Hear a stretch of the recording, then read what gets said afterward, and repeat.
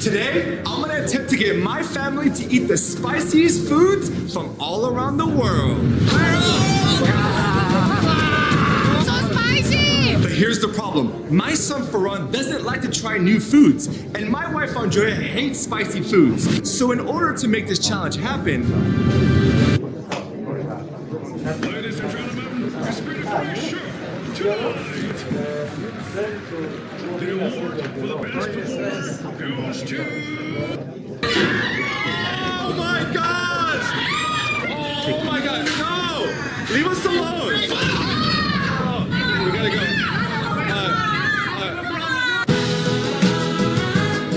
Stay royalty under the moonlight.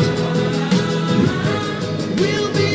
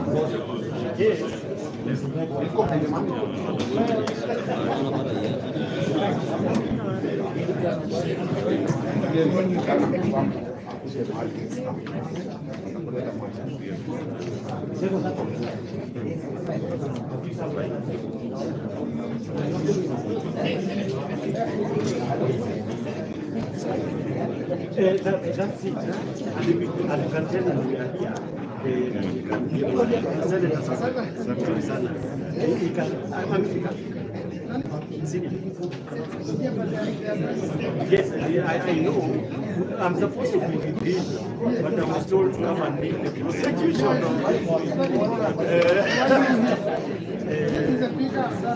This is a bigger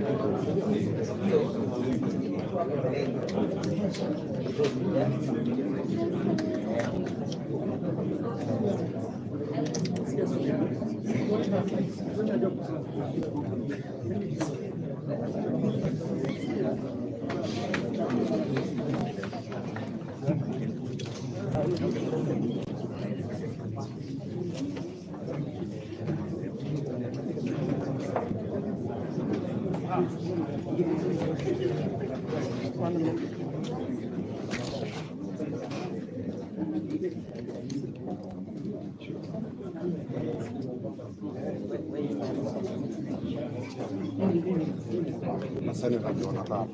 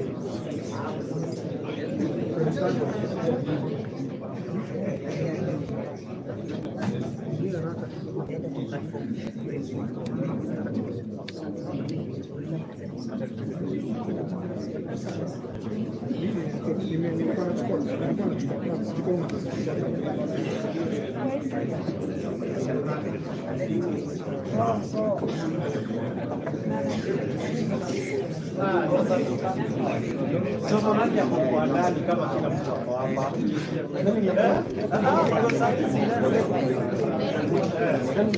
Yeah, but we are trying to get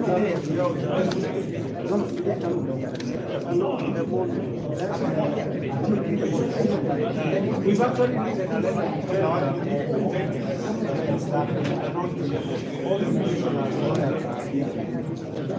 so we are trying to get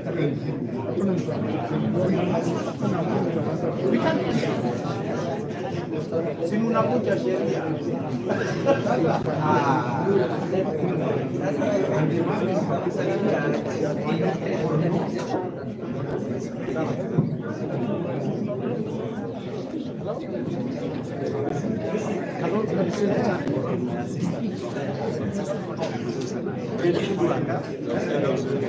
Yes. I was told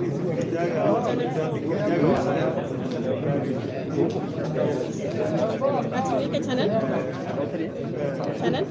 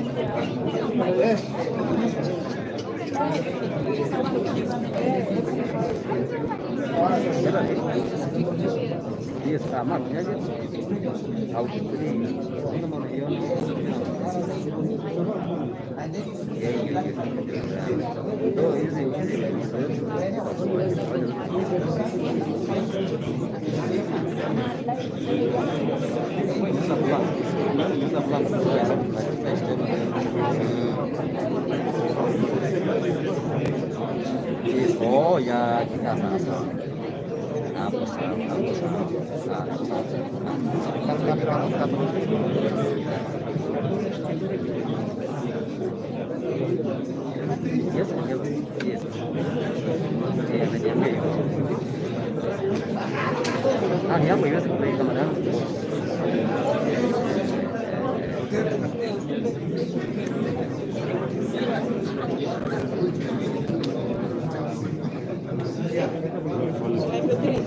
No, cosa io lleva todo la mentira.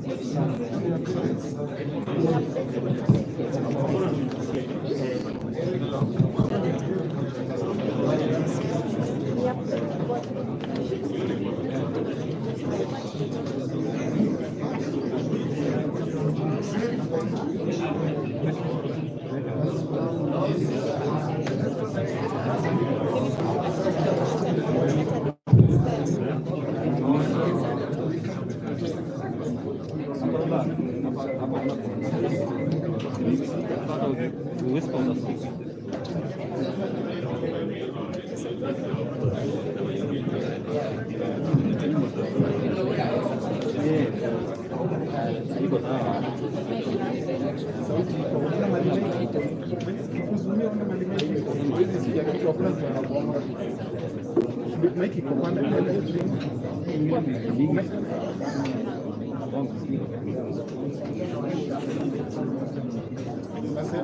nasema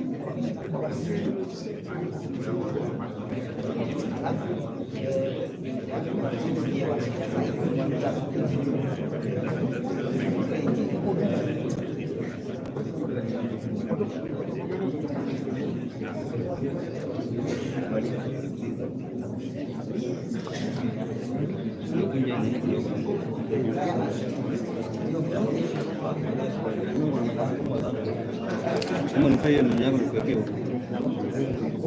Sio bado.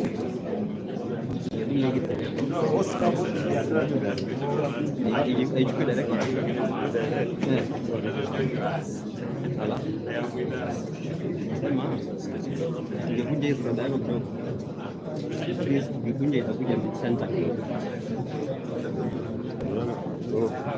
Kukunja sasa.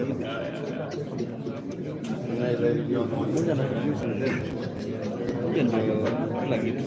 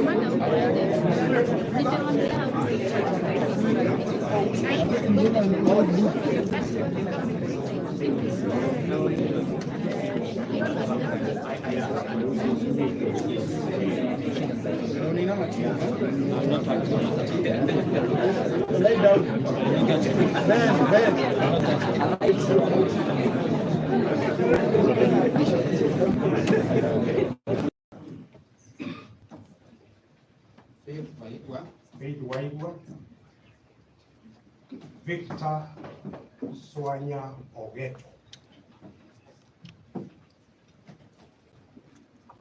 Dave Wanjiru.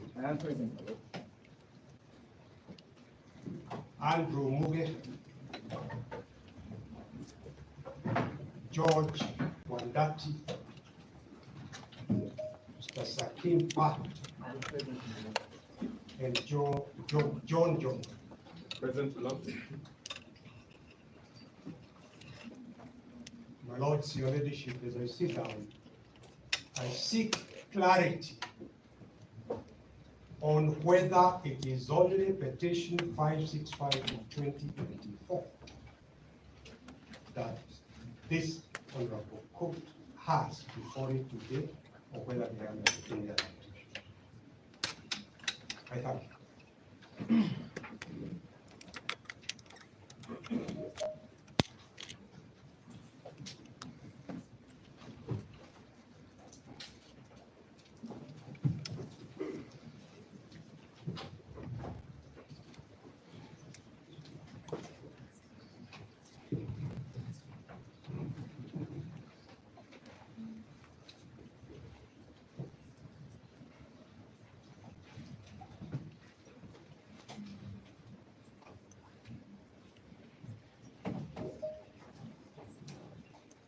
We will take quorum on all the files that are before the court first.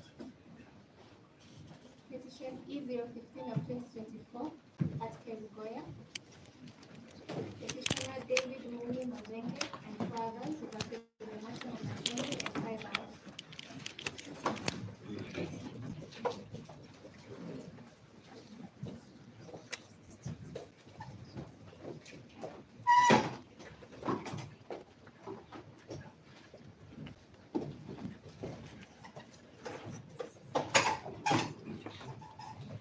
May it please your lordships and my lady judge, in E015 of 2024, the quorum for the respondents is the same, save for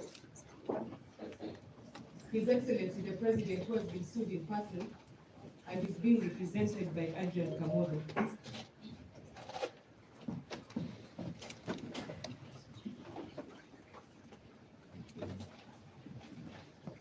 Yes, for the purposes of clarity, just report the quorum fully.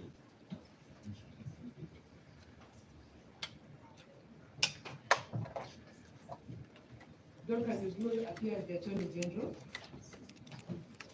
For the Attorney General is Professor Gidu Mwigai, Senior Counsel, Shadrach Mose, Solicitor General, Emmanuel Vita, Deputy Chief State Counsel, and Charles Mutinda, Deputy Chief State Counsel. For the National Assembly,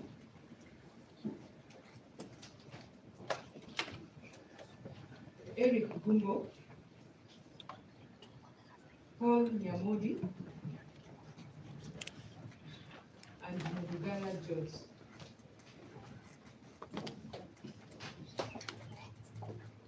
For the Speaker of the National Assembly is Benson Milimo and Josephat Milioni.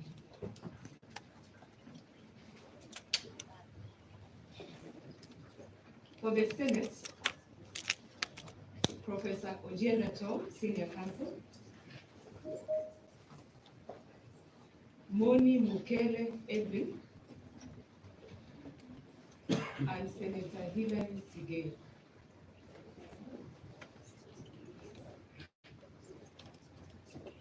For the Speaker of the Senate is Mercy Tanji and Peter Wanyama.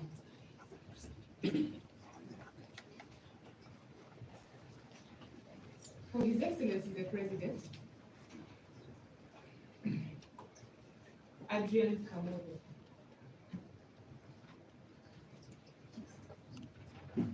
For Professor Kindiki,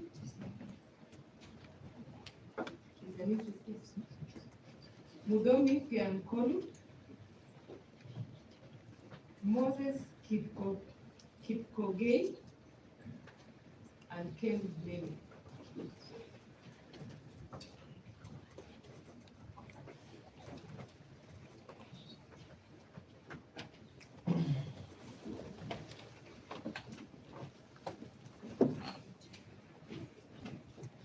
Your Lordships and Leadership. My name is Kipe Mongai, appearing in this matter with the following.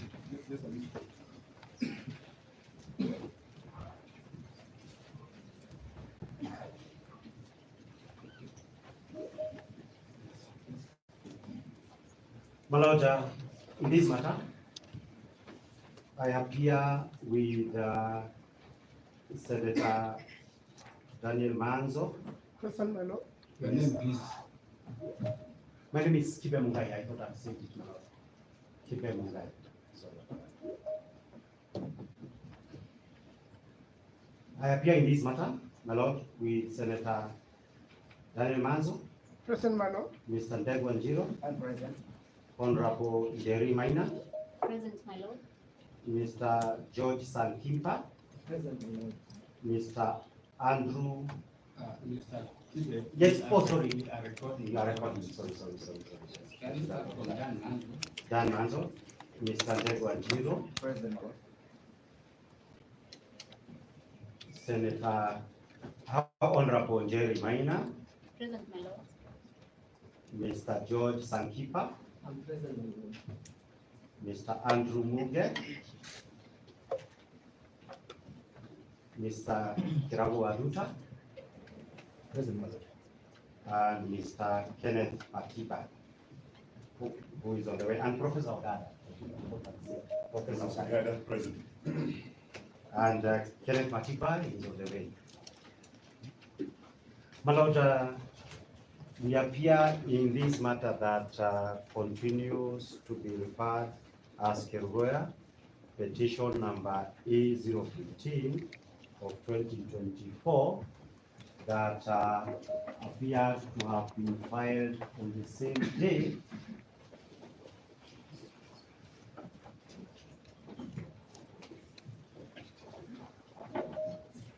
So you are here for which party? we appear for the petitioners in that.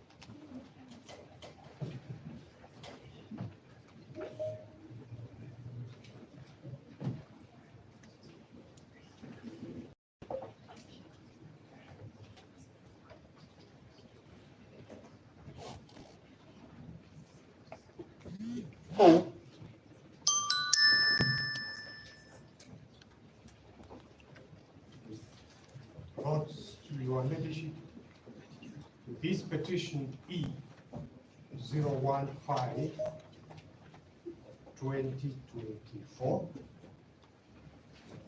Kerugoya file. Again,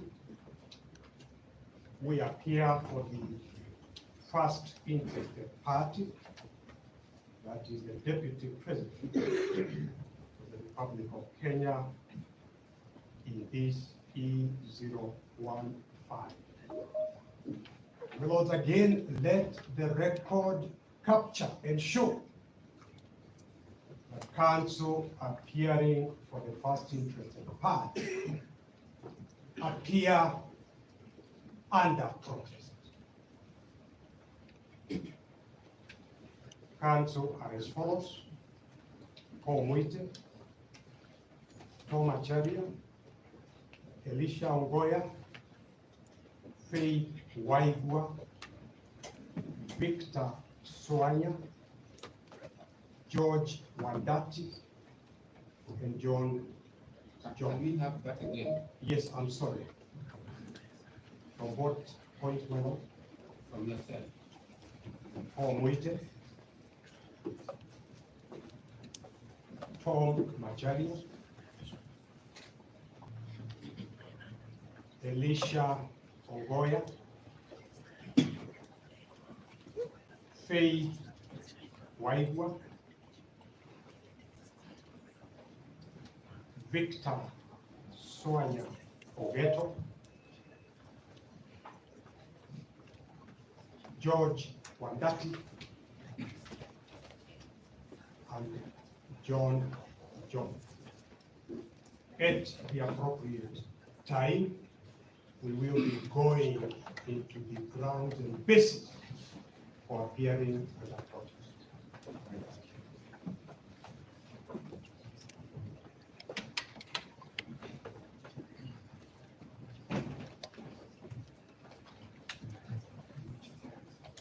My Lord, before there were also certain clarifications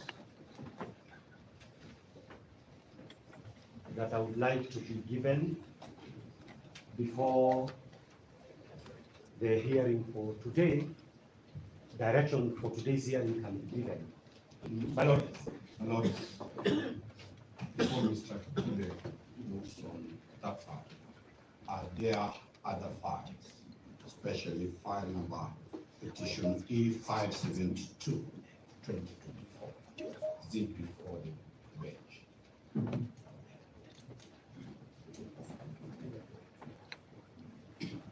We'll take forums of the files which are before the court and that you can raise any issue.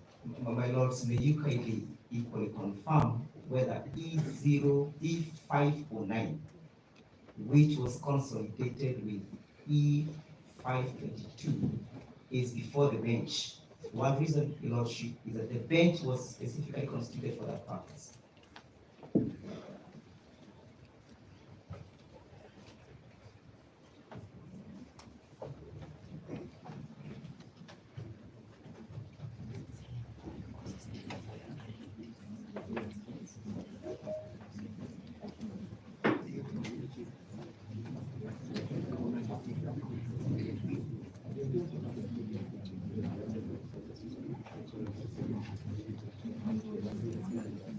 Petition E13 of 2024, High Court of Kerugoya, Thomas Kimodo MYKE, petitioner versus Deputy President of Kenya, respondent, and the Honorable AG.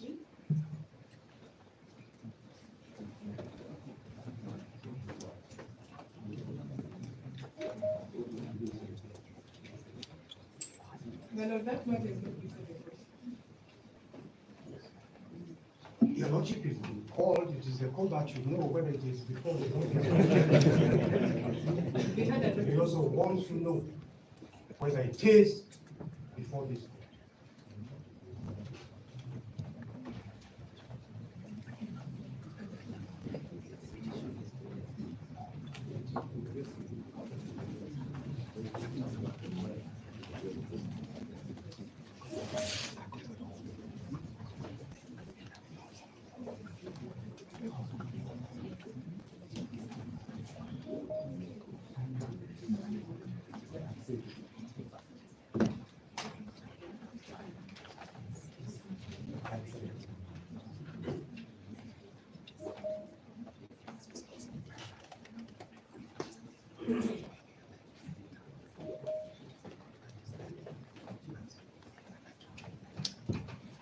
My Lord, so my ladies, kindly, with your kind permission, I would also want to seek clarification for my own petition which I have filed, petition number E567.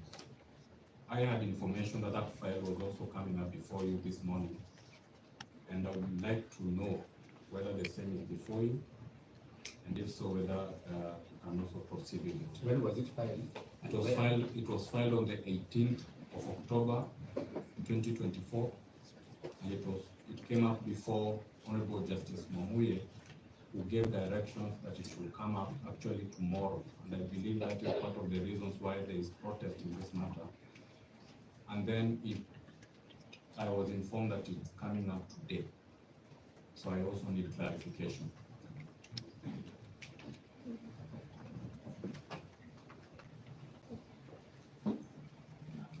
May it please the court. My name is Dr. Eboso.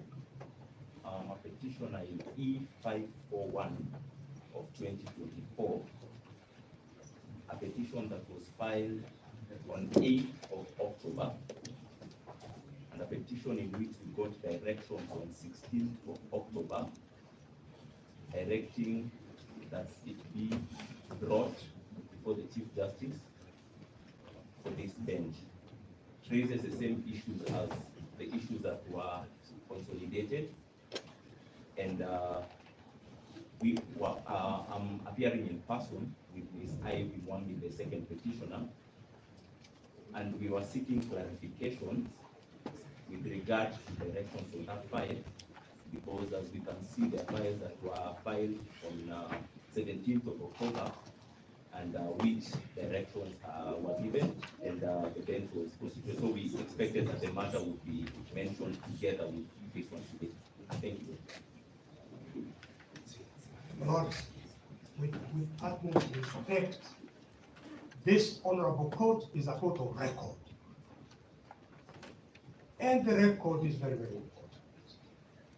My Lord, your ladyship, we heard the court assistant call out petition E13 of 2024, and she mentioned the word Gachagua. That is the file that was called. And in order for the record of this code to be systematically accurate and easy to follow, may I, with respect, ask that we get clarity on this file that was called out, E13/24 of Gachagua, before we go to the other matters.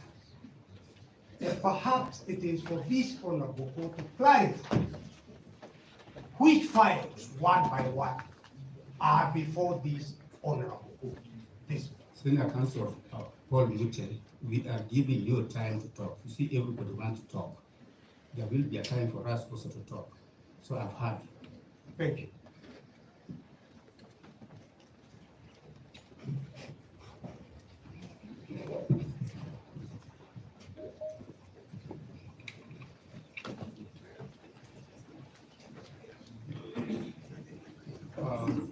For this morning, for the purposes of hearing this morning, the applications which are before the court are application number E0113, which was consolidated in Gachagua before it arrived here with E0114.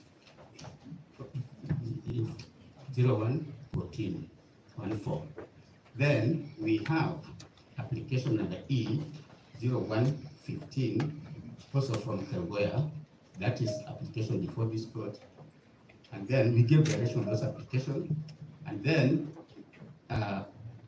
E565. Those are the three matters which are before this court and in which the Honorable the Chief Justice has constituted this bench for hearing and determination. If you there are articles of constitution of this bench in my court. So the three matters before the court are E565, E015, E0113, and E014. Those are the files and petitions, applications before this court. And those are the applications on which this bench has given direction pursuant to this bench being duly constituted.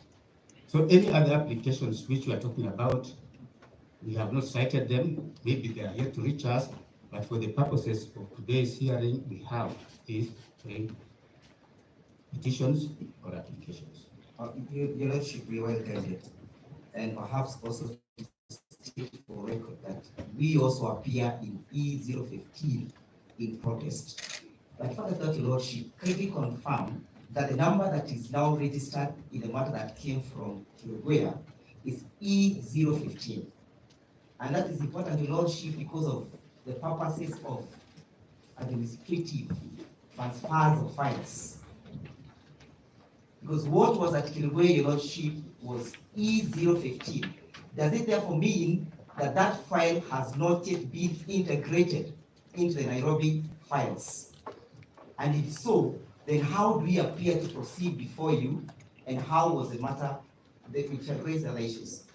Just confirm on the question of the integration of that file in the Nairobi files, because the last file that we have should be 565 as at Friday.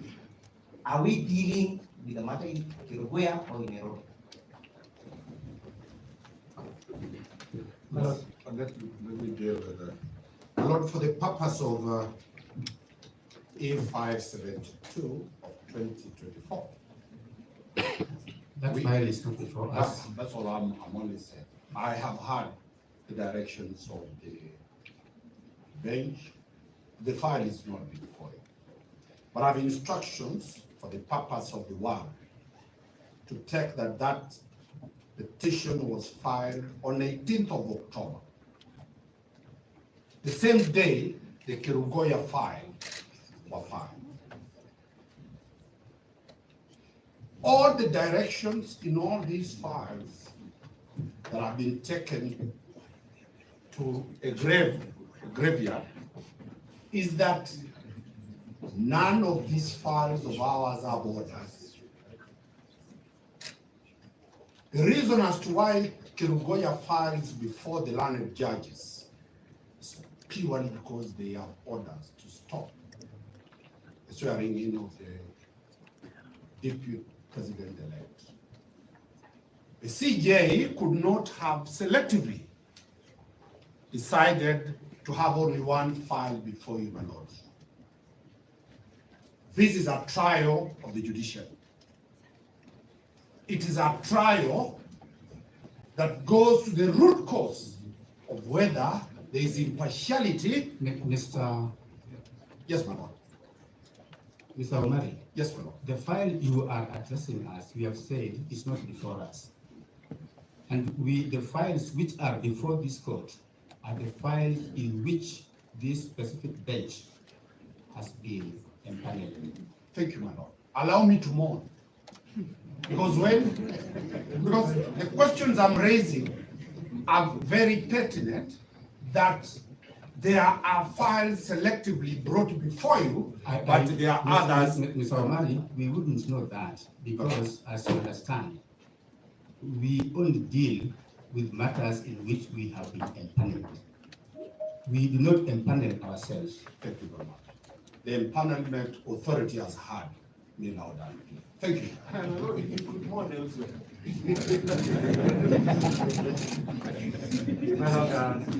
I had indicated this honorable court that there will be at least 3 clarifications.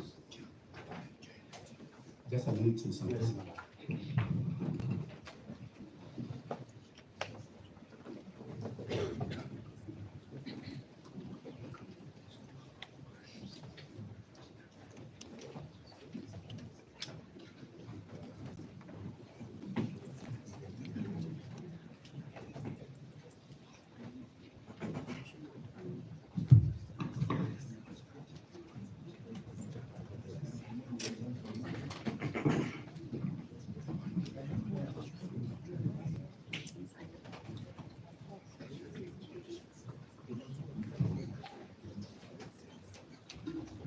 Now, I think we need to get something right. I want to clarify how these files are before this bench this morning. The 3 files which were filed in Kerugoya, that is 13, 14, and 15 of 2024, had some interim conservatory orders issued by the court. Further to the issuance of those orders, the learned judge made further orders requesting the Honorable Chief Justice to empanel a bench. Those files were transmitted on the basis of that order to the Honorable Chief Justice's office on the 18th of October 2024. On that very day, the Honorable Deputy Chief Justice empaneled this bench to hear those matters. Thereafter, applications were filed online. I think you are all aware that they are operating online. Applications were filed online. When those applications were filed online, those are the ones which this bench gave directions for these matters to appear before us today. That is why we're here, and that is the trail, that is the paper trail as to why we're here this morning. So I reiterate the position taken by the presiding judge that we will not be comfortable dealing with any other file, even if it's related to this file, which we did not give directions for it to appear here today. So I think we can now proceed on the basis of that clarification. Thank you, Judge. My Lord, just a minute, please. Perhaps just to add that it's the numerous other petitions that are coming up.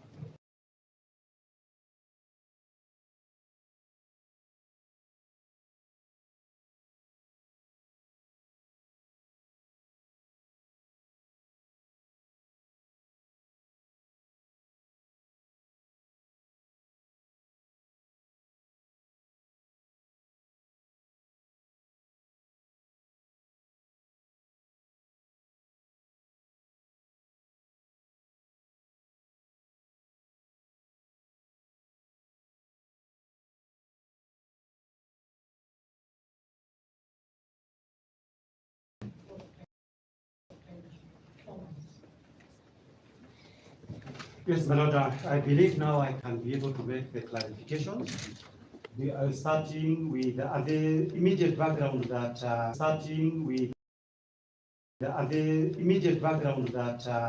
we need to make these clarifications, and we take into account.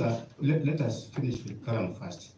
There's a quorum in E013, which was consolidated in Kerguelen with E014. Just take quorum on that file.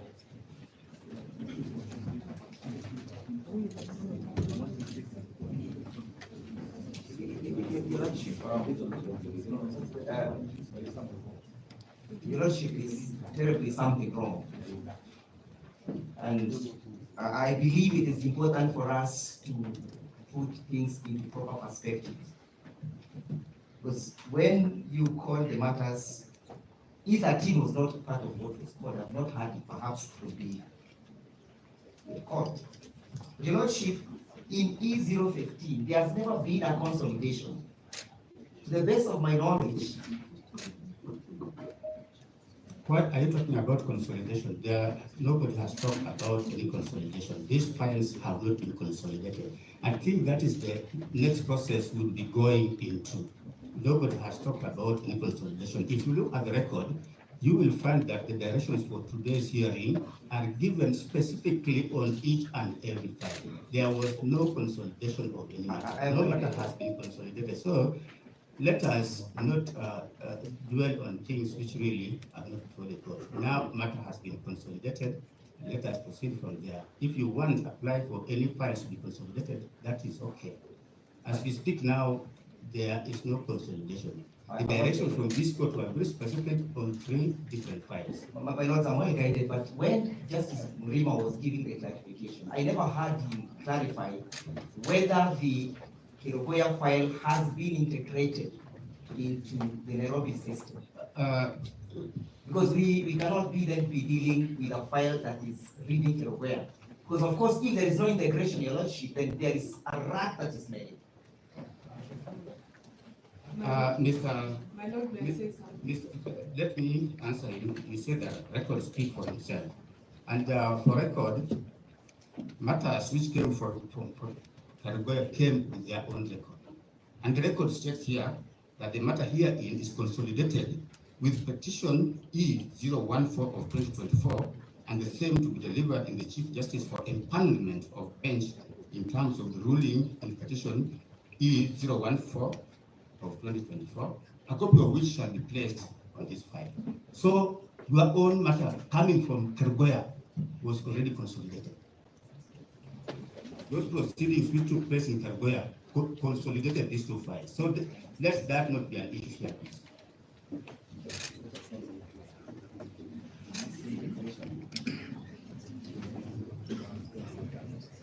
On the directions issues on 11 by Judge Richard Mongo, these were the directions. The petitioner in E-014-2024 to serve their amended petition on all parties. Similarly, the petitioner in E-013-2024 to serve their petition on all parties. Respondents to the petition to file their responses by noon of 17th of October 2024. Given that the files are being routed to Honorable Chief Justice forthwith, the parties' response to the amended petition and petition E-013 of 2024 may be filed in Kerugoya under the Kerugoya case tracking system online, whereupon they shall be forwarded to Nairobi. So these proceedings took place in Kerugoya. So this court has not consolidated any matter. Petition number E-014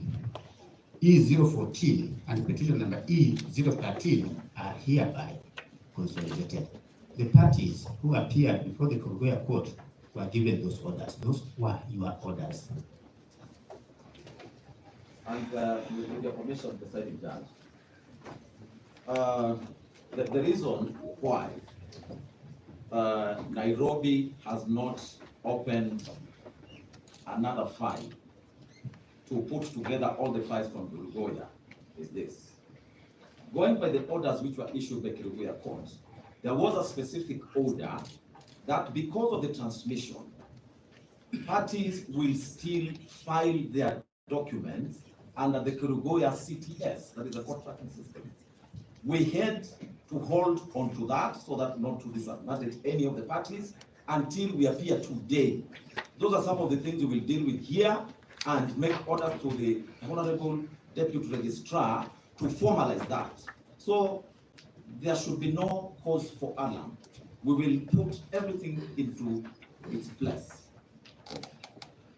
I presume now we may now raise the issues that you want to raise, particularly arising from the issues in Kerugoya. And we will then proceed and take quorum on it. They were consolidated, so we don't take further quorum on this matter. The Attorney General, I don't know, I have indicated to the court and I need to raise some clarification. You had raised your circuit. It doesn't override my right to represent my client. Can she then say her piece? I say mine. Now, which matter are we now dealing with? We have 0115. My Lord, I wanted to say that the only matter they were filed before impeachment and they have taken some of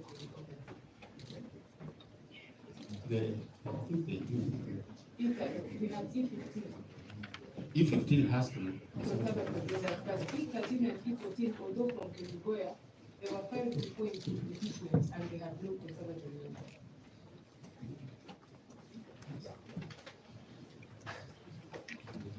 I hope I have dealt with her without further appearances. My Lord, I'm leading the number of advocates in this matter from Kenyaga, E015. Kerugoya 15? Yes, Kerugoya 15. Yes. Yes. My Lord, the clarification that I seek to raise emanates against this general background. The first one, my Lord, is that there was a sitting on Saturday, which the court has since explained how that sitting occurred. With regard to that sitting, my client wrote a letter to the Honorable Chief Justice, which has been placed on record in an affidavit in an application before you, that protesting amongst other things, that the practice in which a Saturday sitting would be convened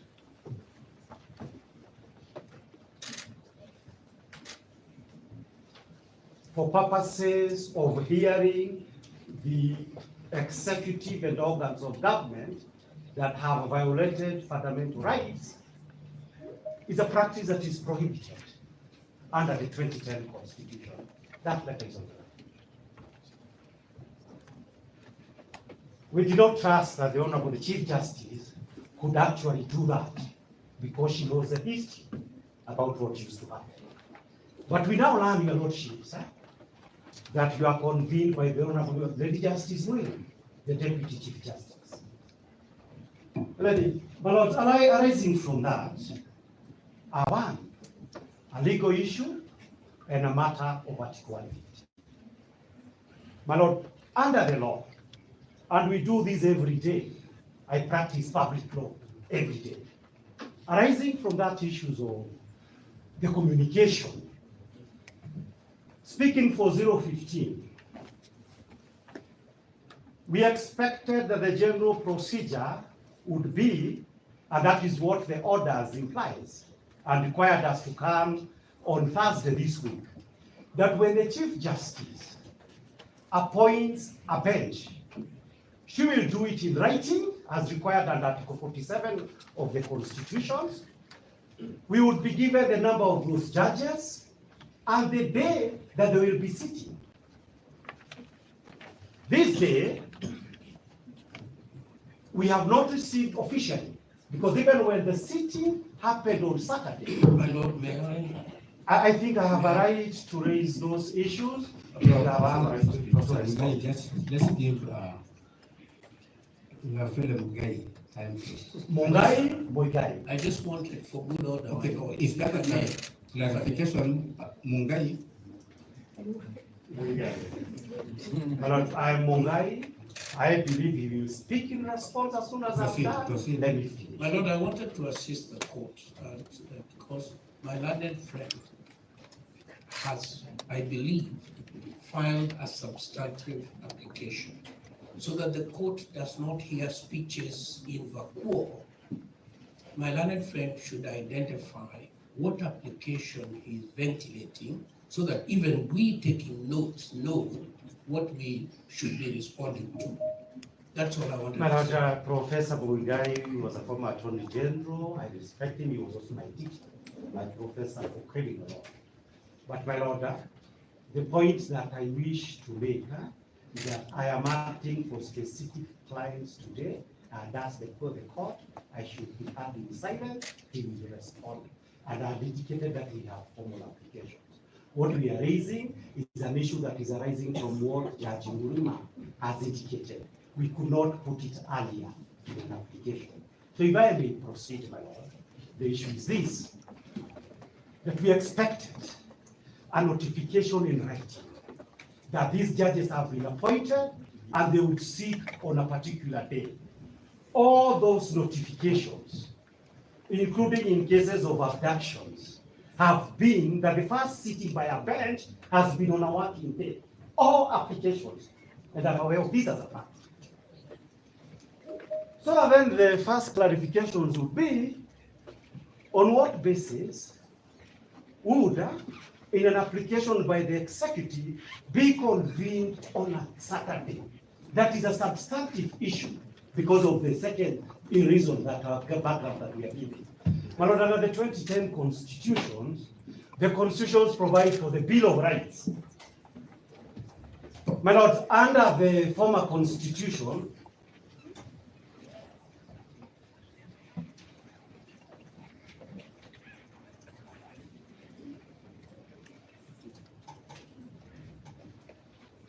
my Lord, under the former Constitution, we used to have a practice in which we had unofficially a bill of immunities for the state, where the Constitution, the state could conduct its business on weekends and outside court sitting hours. But because of that reason, that's why I'm saying this, we are sitting here pursuant to the orders made last night. And my lord, we are also sitting here pursuant to an order made by the Honorable Chief Justice. My lord, for purposes of Article 165, I believe it's 4 of the Constitution, the powers of the Chief Justice to appoint a bench is a substantive power. It is not administrative. This power, my lord, cannot be shared by the Deputy Chief Justice or with the Deputy Chief Justice. And because it cannot be shared with the Deputy Chief Justice, it is the reason why I say two things.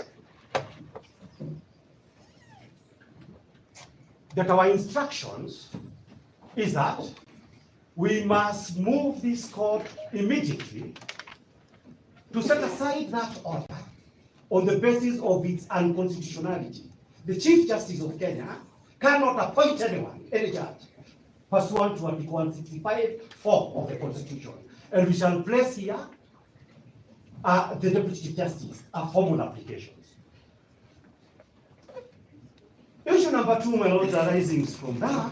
Let us be discharged the directions of empanelment. My lord, I am saying that we shall make a formal applications to discharge that order made by the Deputy Chief Justice. That's what we are indicating. My lord, number 2, and it is implied in the applications for disqualifications that we have filed. Number 2 is that we raise the issue that for purposes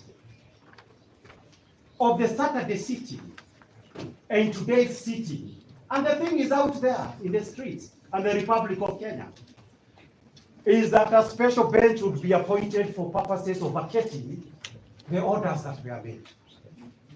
My lord, I have a lot of respect for all of you that have appeared before previously. But my lord, pursuant to my instructions that would be the case, 3 issues worries us. Number 1, we had a sitting on Saturday, the practice of the former constitution, where the executive enjoyed special privileges. Number 2, my lord, is that we have confirmed that the only files that are before you are files where we have interim conservatory orders. So that, my lord, and it is important that these issues speak for the wananchi and with a clear conscience. 2 things. My lord, the first thing would be this, that if this matter is going to be conducted like today on the basis that only those matters where the Attorney General is itching to set aside conservatory orders are the ones that are going to be heard, there would be something wrong because other cases that are even officially before you and probably assigned to you by the actual Chief Justice of Kenya are still pending. So what was this where you prioritize the state as it used to happen those days before we had a new constitution? Issue number 2, my lord, is this, the issue of bias. And this is bias by the honorable, I think, Mr. Mugai, you are going beyond ordinary comments. If you have an application which addresses those prayers or those issues, I think you... Let me raise the other issue that yes, does not have to do with those prayers. The last issue, therefore, would be this. If assuming that cases that were supposed to appear before you are cases that came after the impeachment, my lord, there are about 4 matters, one of them in which I appear, and this is a fundamental issue. That matter is coming on Thursday. Okay? An express order of the court that has not been set aside.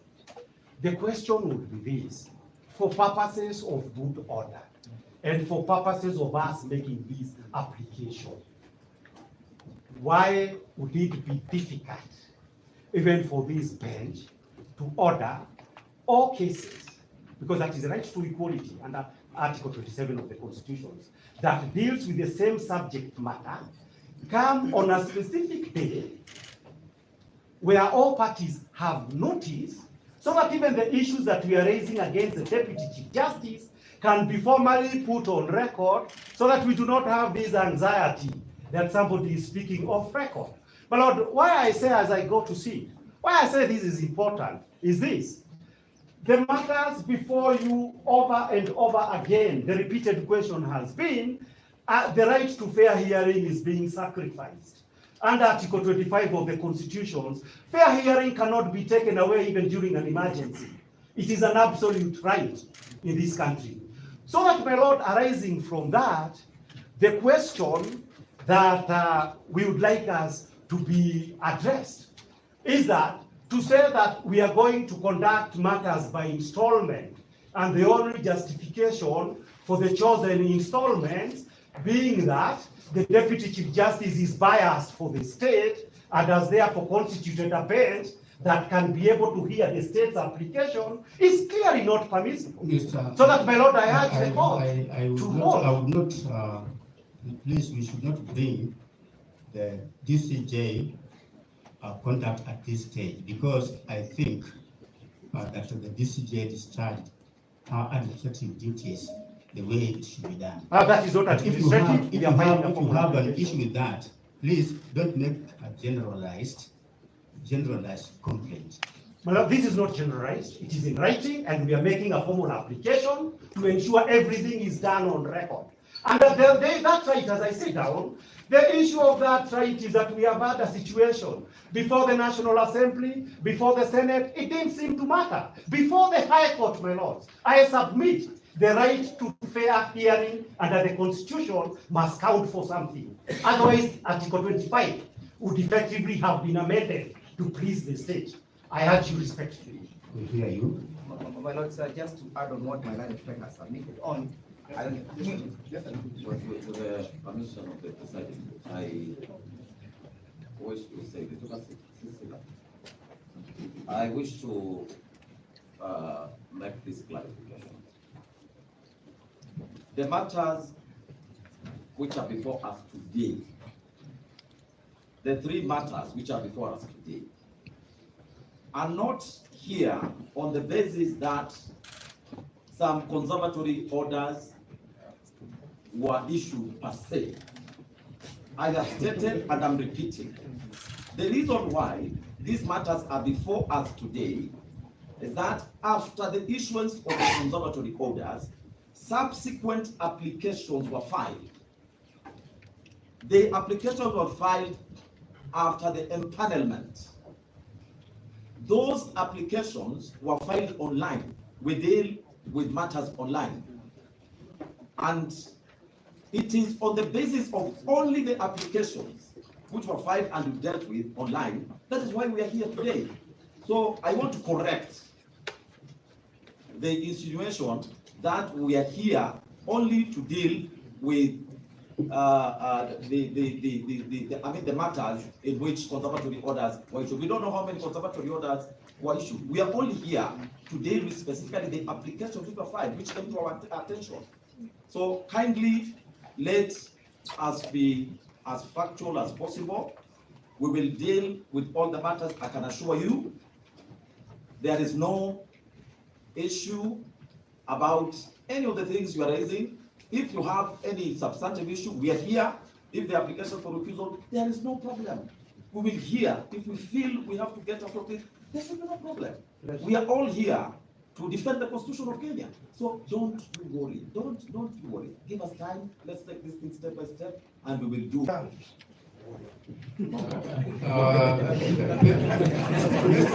Senior Counsel Mute and Counsel Negula, you know, when you argue the way Mr. Mgoy has argued, that court start on Saturday, you are arguing on both sides of the court. You know that we work online. And most of you know that matters reach us anytime, whether at night, and that is what the new constitution and the e-filing system has brought to this country. So when you argue selectively, you mislead the people. You mislead the people outside there that court start on a Saturday. There's nothing like that. We attend to matters online as and when they come. But we have had Mr. Murai let it not be an exchange between the court and yourselves, because we are really very neutral party. Let us hear also from the other side. We haven't finished. E015 in Kirukoya. The deputy president is the second respondent, first respondent in fact. We haven't said our piece, and Elisha Ogoya will be making submission. But my lord, do give us, this is a very weighty matter. This E015 in Kirukoya. The orders of your brother, Mr. Justice Mulibo, were given at 4 p.m. Where did the file come from Kirinyaga to go to the Deputy Chief Justice? It is 2 hours drive from Kirinyaga. When did the Deputy Chief Justice sit in the middle of the night to fight? To give them permit us to articulate these issues for the sake of the nation. We're not just dealing with the removal and the challenge to the removal of the deputy president. We are dealing about the president that will be set for the removal of deputy presidents in future and the removal of presidents in future. My Lord Presiding Judge, I want to renew my request that the court permit us to be orderly. We are now about to hear a second speech, a third speech, a fourth speech. This court, as we have been told by the senior most advocate here, is a court of record. What application are we hearing so that we on this side can prepare to respond? We cannot respond to speeches. There is an application here, if I may, the Honorable P.K. Moite. There is an application for the recusal of judges.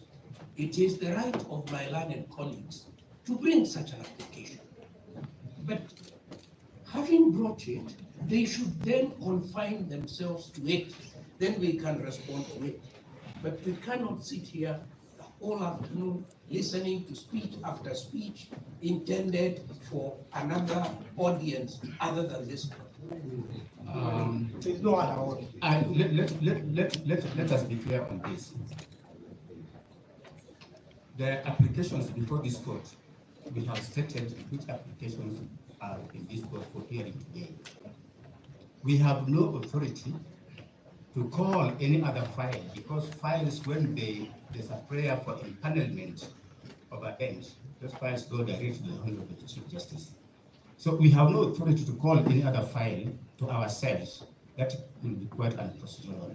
So what we have here are the 3 files which we mentioned, in which there are interim orders where one party is seeking to lift those orders.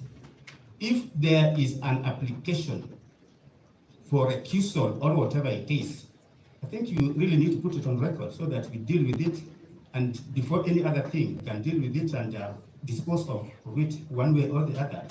But I don't think it's really necessary to have speeches in the absence of specific.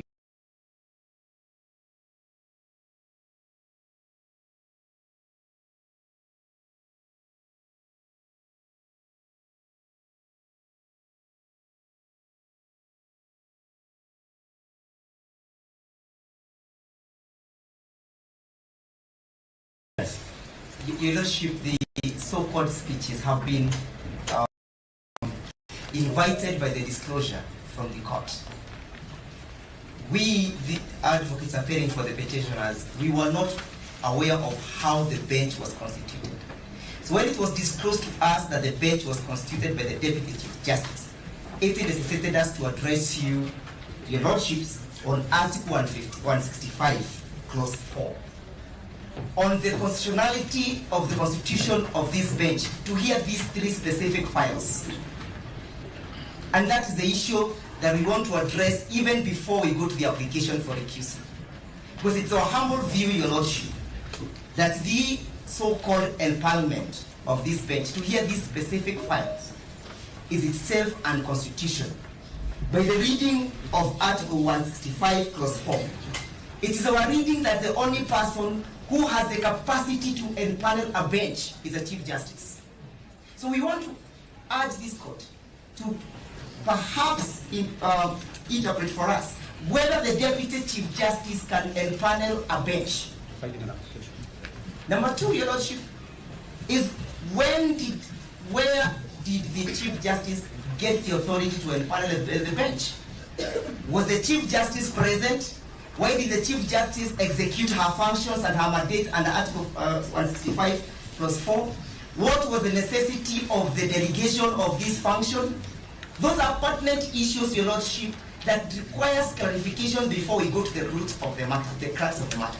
It's our submissions, Your Lordship, that the Chief Justice, who is exercising delegated powers, cannot further delegate the Deputy Chief Justice. That's why the Constitution is in white and black, that the obligations and the duty belongs to the Chief Justice. Finally, Your Lordship, the reason why we find ourselves in this situation is because of what the court is struggling to explain to us. That 3 files have graciously generated expediency, and other files that were consolidated, that 6 file with the lead file 522, have no reasons why this should be before you. Noting that, Your Lordship, those matters were equally certified as urgent and raising heavy constitutional matters. When I looked at your orders, Your Lordship, that you issued from on us today, you repeated the same, that they raise weighty constitutional matters. Why are we being discriminated by the court that our files are not considered as a priority, and that the files with orders are the only ones that the court is sitting on a Saturday? The Chief Justice is empaneling, the Deputy Chief Justice is empaneling the bench. We are called, like in a lightning speed, to appear before you. Is it not because there are some orders that the state wants to vacate? You cannot run away from that reality, Your Lordship, most respectfully. My Lord, with your kind permission,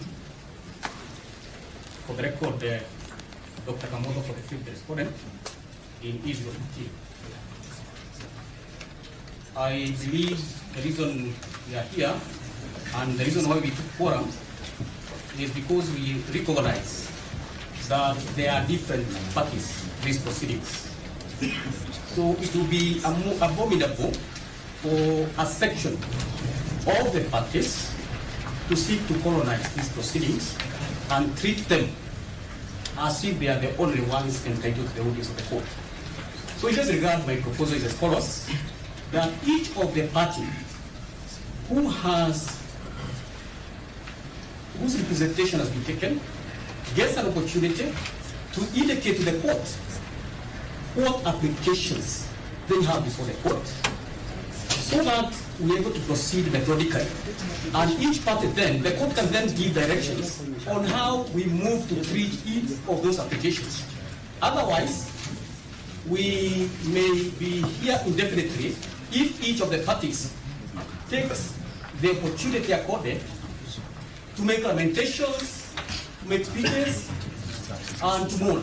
So we respectively urge that we get an opportunity for each of the parties to ventilate the issues, because the 5th respondent has a pending application which is duly filed, a preliminary objection which even contests the jurisdiction of the High Court to hear the matters, because it is a matter relating to the nomination of a presidential of a deputy president, which in our view lies squarely within the domain of the Supreme Court. So we want accorded an opportunity procedurally, we shall ventilate all those issues, and hopefully the matters being raised or to be raised about recusal and so on, they will fall by the wayside. Thank you, my Lord. For the first interested party, Mr. Lawyer, just a minute. I was about to interject when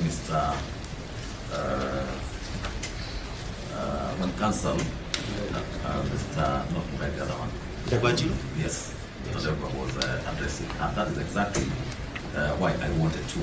I wanted us to have order in the way we conduct these proceedings.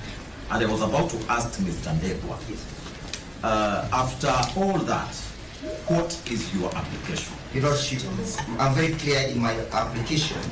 My application for which the application can only come after I have spoken. we are now making an application, you respond. What is it that you want? Your Lordship, permit me to make an application under the Mutunga rules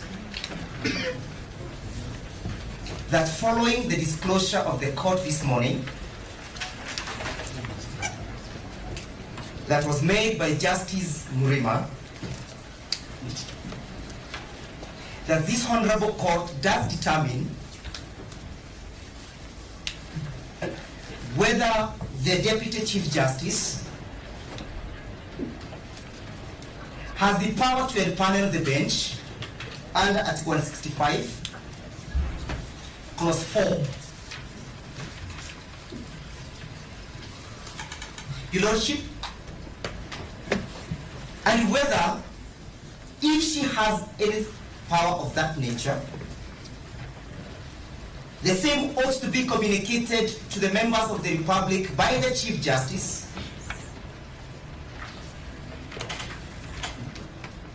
that is to say, Your Lordship,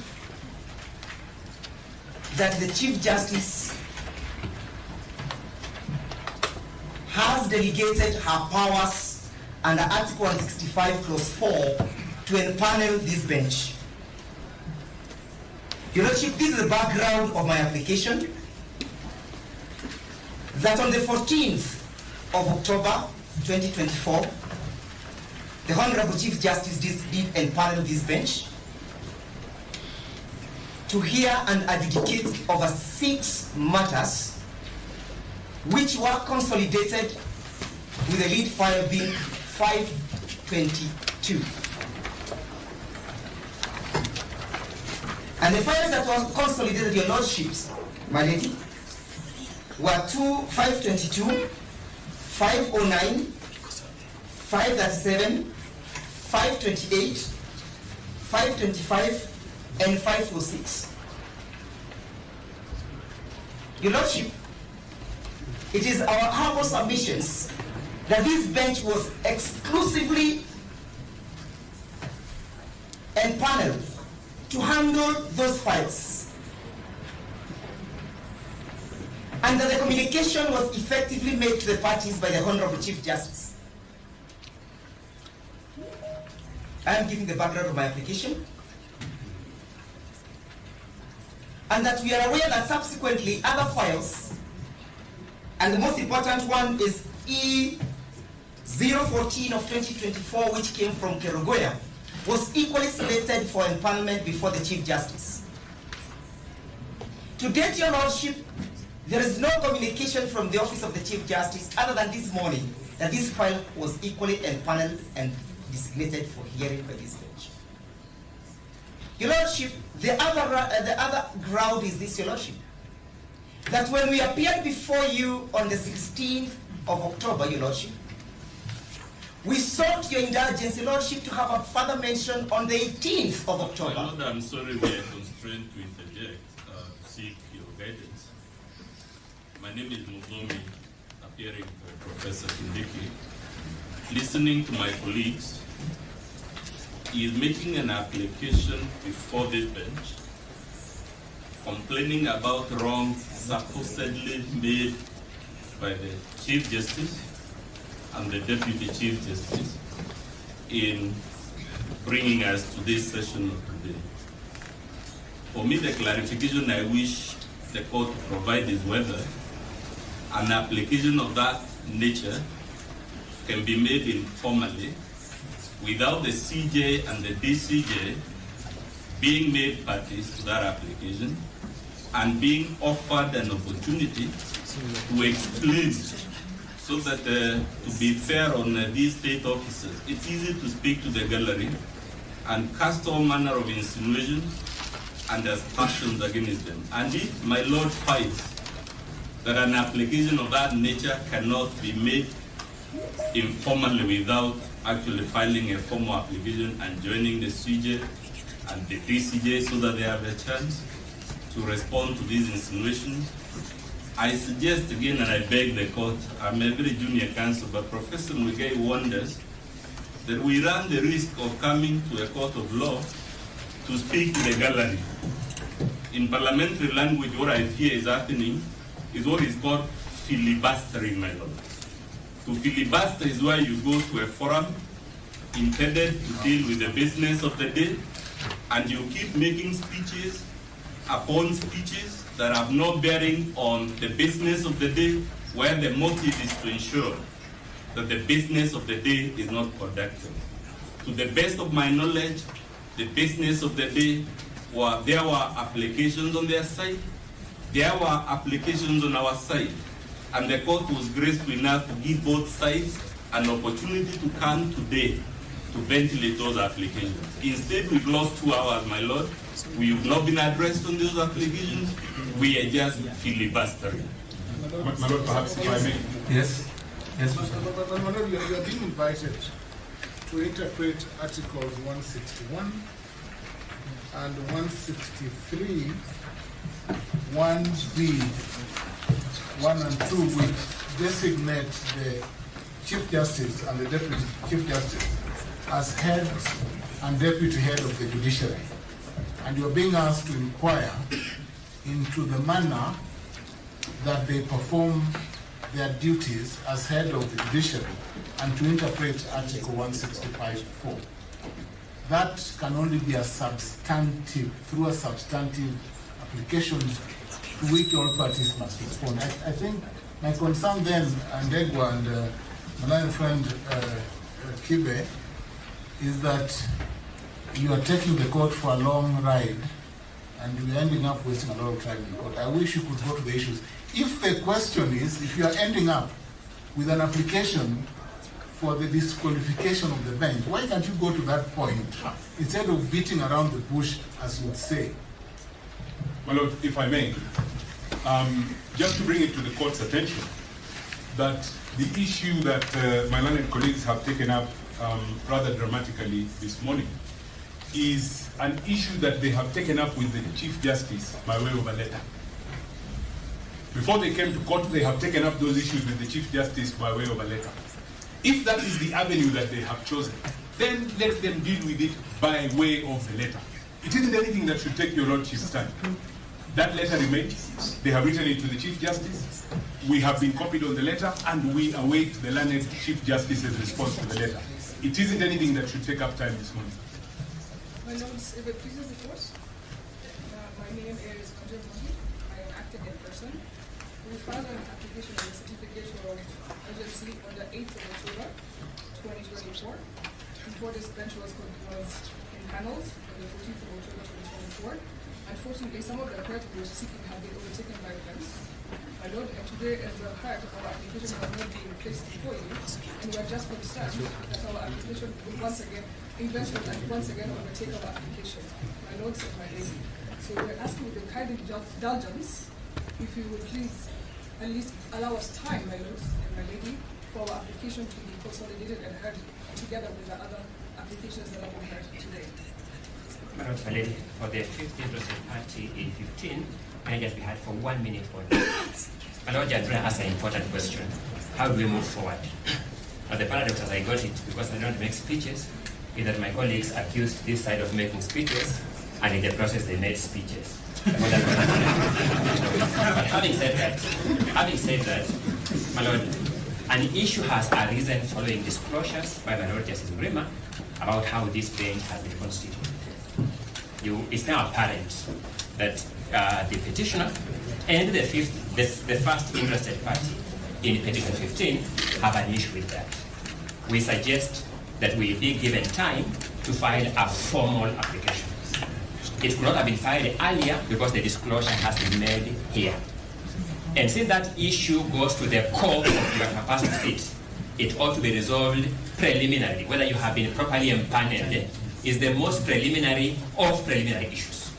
We add that you give direction on the nature of a timeline when that application ought to be filed, a timeline when responses will be filed, then give us a return date to come and canvass that application on whether you are properly constituted.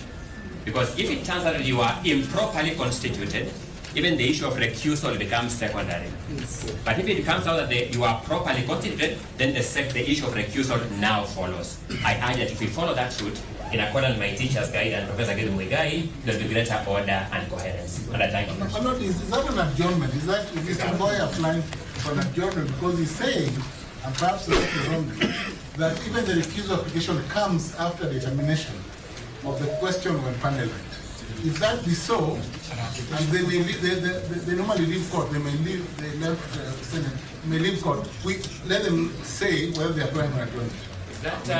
Is that remark, they normally leave court where the left Senate, palatable in this court, my lord? I need that. No, because it's an adjournment. No, is that remark palatable for my lord and my lady? But because, you know, we have decorum at the bar. If you have a professor of law misbehaving at the bar, then I'm urging that you direct that remark to be withdrawn first, then we make progress. I'm urging, my lord. The remark was made in your presence. I'm urging it to be withdrawn first, then I can respond. My lord, I have no problem with withdrawing the remark, but the point is, it is a vague application for adjournment. Because Mr. Ward is saying that the court must address the question of empanelment before the recusal. So why can't we just get to the point?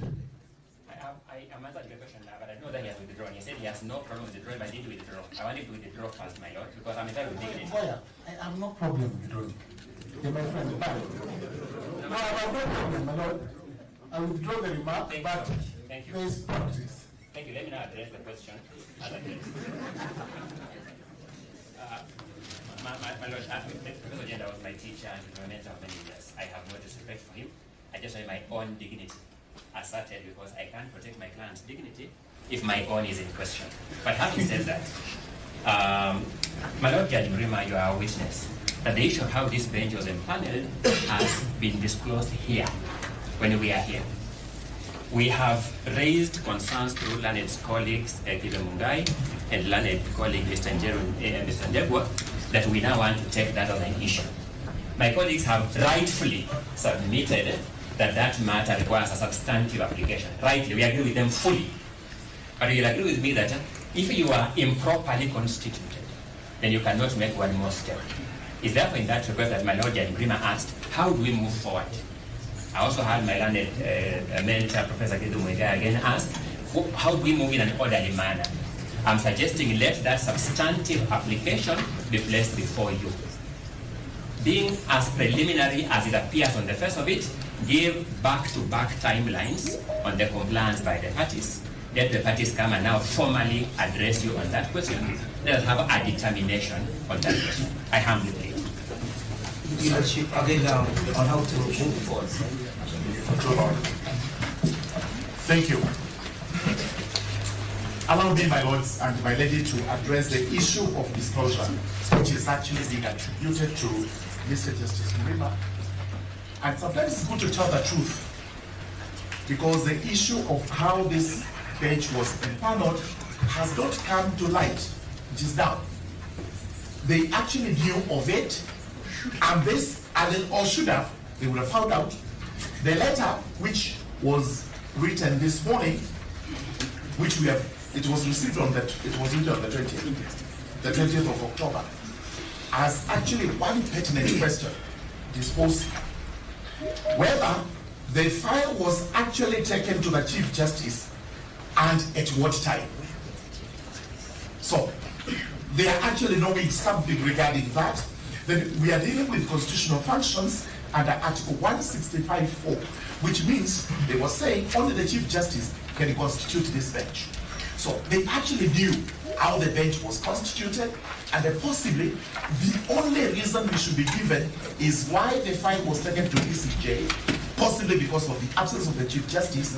They will have to tell themselves to why we have the Chief Justice being the head of the judiciary and the Deputy Chief Justice being the deputy head of the judiciary. In the absence, that's what the Constitution provides. In the absence of the Chief Justice, it is the Deputy Chief Justice who is supposed to do administrative work, which, and here, let's not filibuster what you are told. That, as we do in the Parliament, you go around in circles to waste time so that the motion possibly is defeated by a fraction of time, which is what they're trying to do. The truth is this: it is well known in practice that the court's administrative functions can be done at any time of the day, including this bench can sit up to midnight without anybody questioning. So the issue when the Chief Justice, Deputy Chief Justice sat does not arise. As to what happened on Saturday, again, this is purely administrative. My Lord, for the Speaker of the Senate, may we be heard? Yes. My Lord, allow me to assist the court. And my Lord, listening to the speech, not an application made by my colleagues on the petitioner side, my Lord, I just want to state that the Deputy President filed his petition on Friday. And my Lord, on the same day, he got conservatory orders. My Lord, he accessed justice in accordance with the framework in Article 48 of the Constitution. But my Lord, justice cuts both ways. My Lord, the respondents on the same day filed an application to set aside those conservatory orders. My Lord, properly constituted, this court has issued directions that those applications be heard today. My Lord, under the Mutunga rules, there is a fundamental doctrine which we are all missing. The doctrine of timely resolution of such kind of disputes, especially disputes that are of immense public interest. So, my Lord, if you look at the application which has been made, or speech made by the petitioners, my Lord, you will see that they want to split hairs. My Lord, the Constitution expressly provides that the Chief Justice shall appoint a bench to sit on matters which raise substantial questions of law. But my Lord, at the same time, that Constitution which requires to be read conjunctively says the Deputy Chief Justice shall deputize the Chief Justice. So my Lord, what is the fuss about it? So my Lord, my request is that the application, this speech by the petitioners is solely meant to delay the business of the day. And my Lord, I request in public interest, my Lord, I request in public interest that you give directions. We proceed with the application. We are here to respond the application for conservatory orders. And my Lord, you also hear our application to set aside the conservatory orders. My Lord, that will make juridical sense and promote public interest. Thank you. My Lord, if I may just add,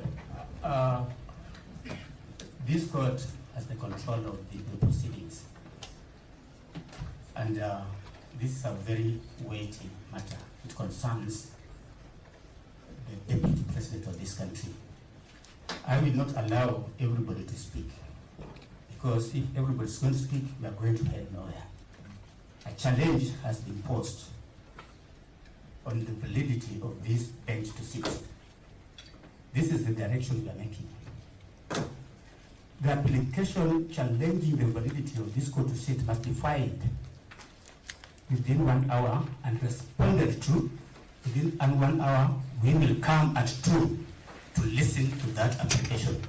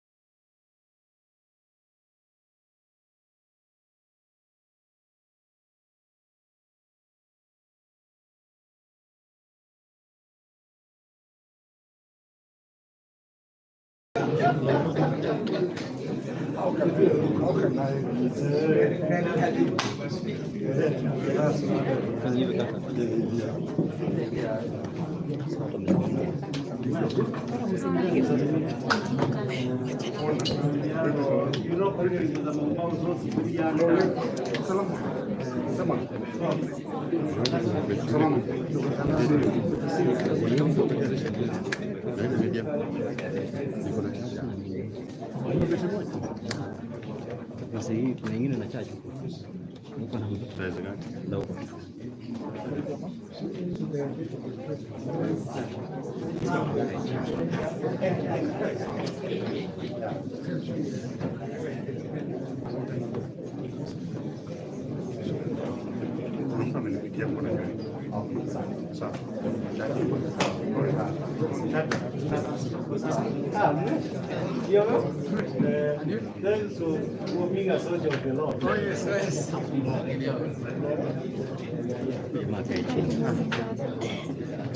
Check it.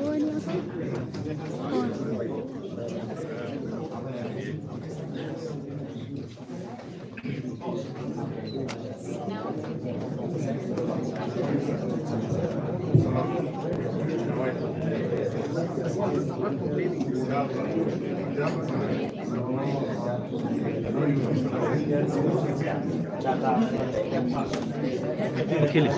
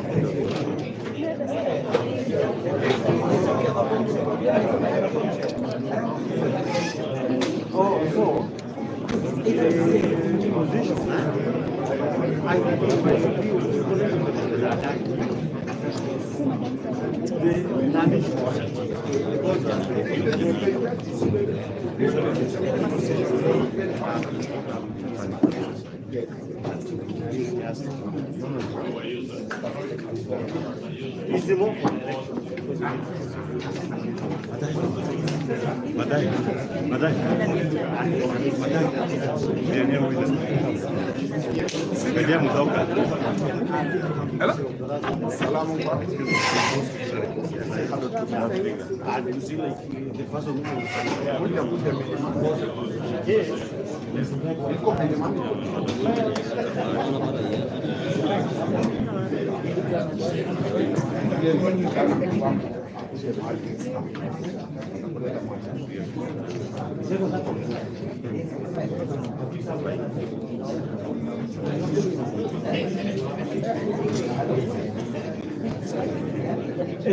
That's it. And you can tell them we are here.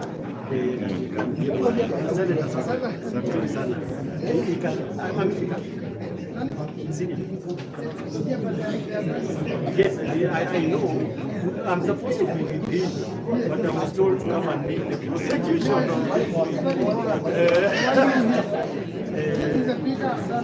This is a bigger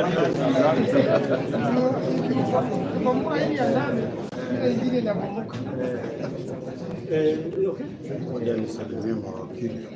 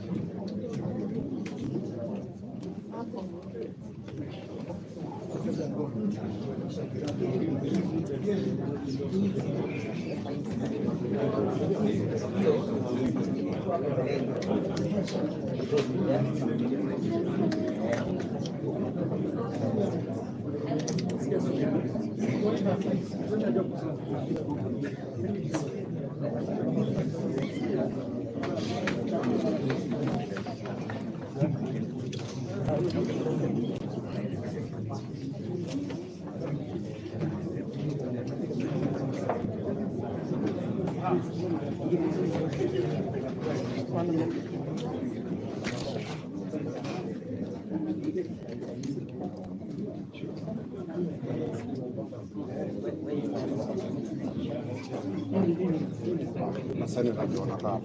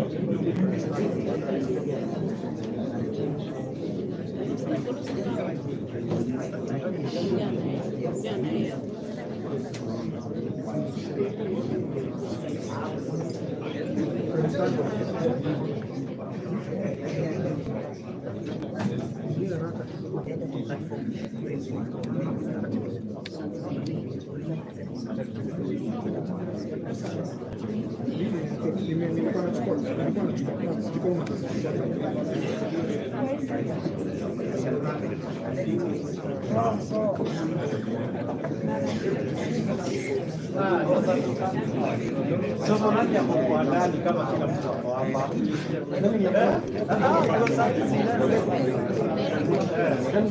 Yeah, but we are trying to get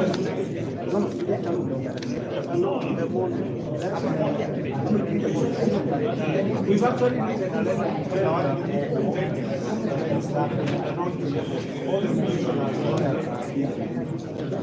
so we are trying to get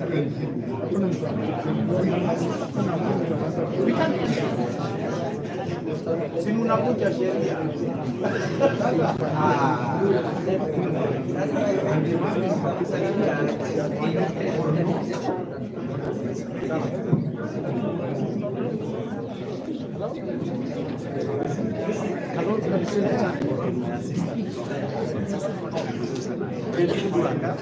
Yes. I was told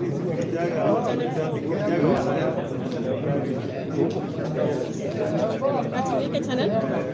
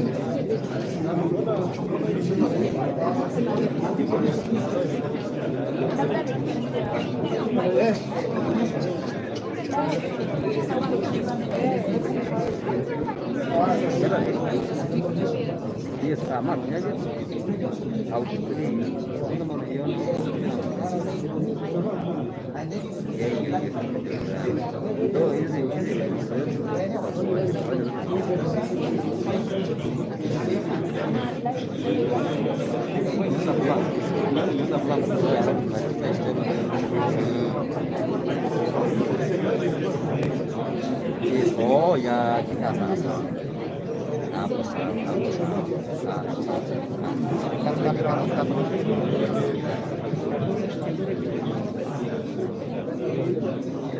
Yes, yes.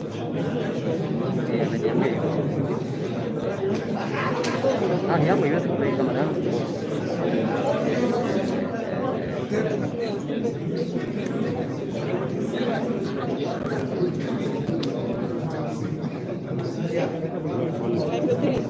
No, iko sawa. Ndio watu wakaenda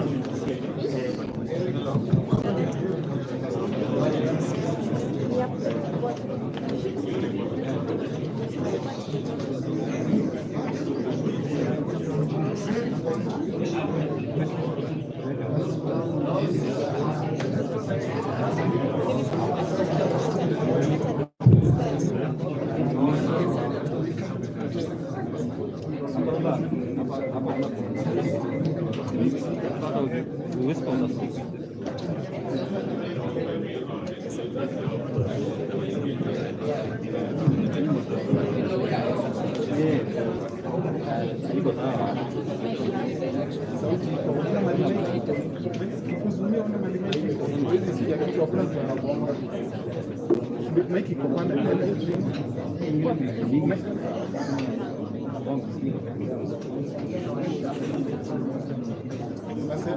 nasema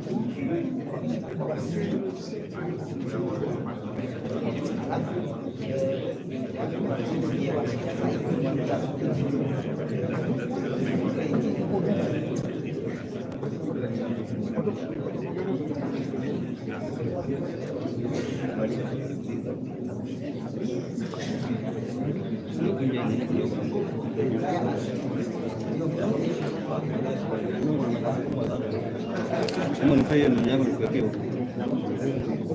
Sio bado.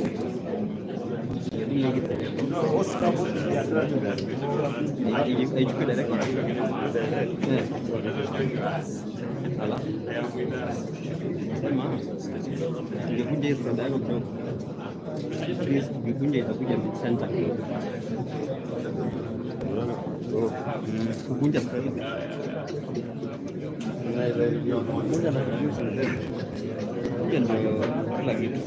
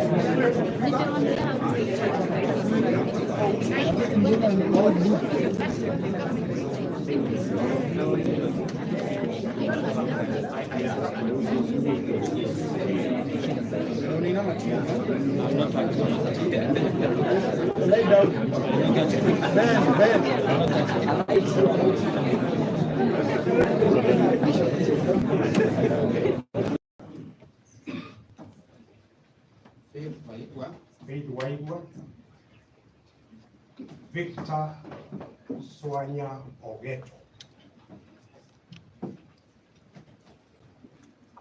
Dave Wanjiru. Andrew Muge. George Wandati. Mr. Sakim Pa. And John John. Present, Lord. My Lords, Your Ladyship, as I sit down, I seek clarity on whether it is only petition 565 of 2024 that this honorable court has before it today, or whether they are any other petition. I thank you.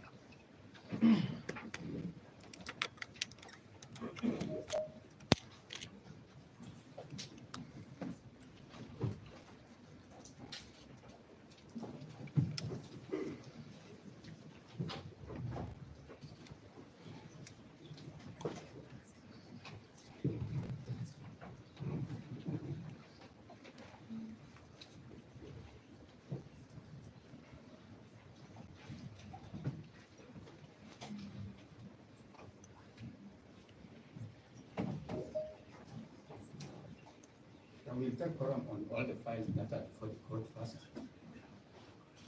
Petition E015 of 2024 at Kerugoya. Petitioner David Muni Mazenge and others versus the National Assembly and 5 hours.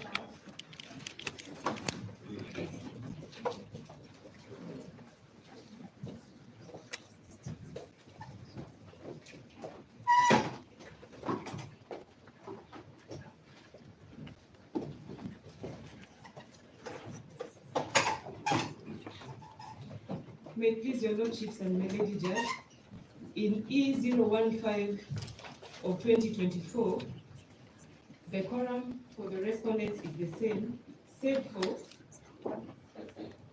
His Excellency the President, who has been sued in person and is being represented by Adrian Kamodo.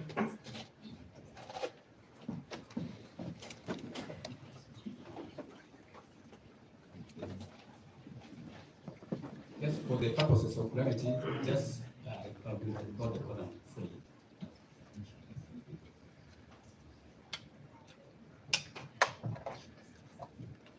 Dorcas will appear as the Attorney General. For the Attorney General is Professor Gidu Mwigai, Senior Counsel, Shadrach Mose, Solicitor General, Emmanuel Bita, Deputy Chief State Counsel, and Charles Mutinda, Deputy Chief State Counsel.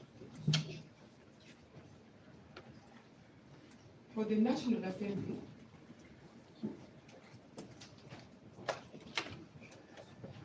Eric Gumbo, Paul Nyamodi, and Mugala George.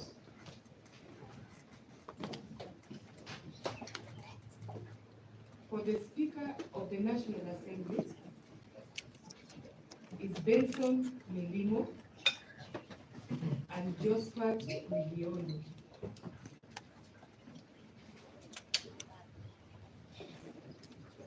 For the Senate,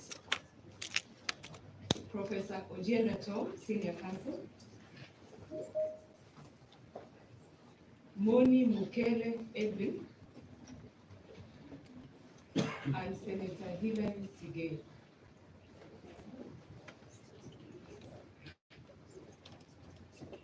For the Speaker of the Senate is Mercy Tanji and Peter Wanyama.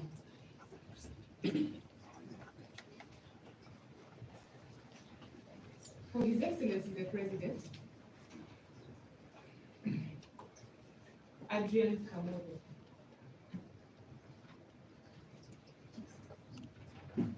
For Professor Kindiki,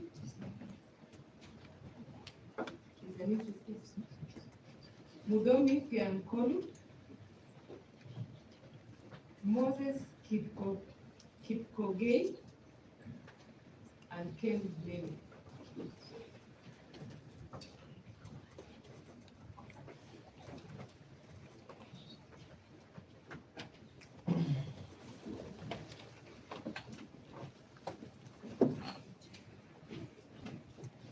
Your Lordships and Your Lordship, my name is Kipe Mongai,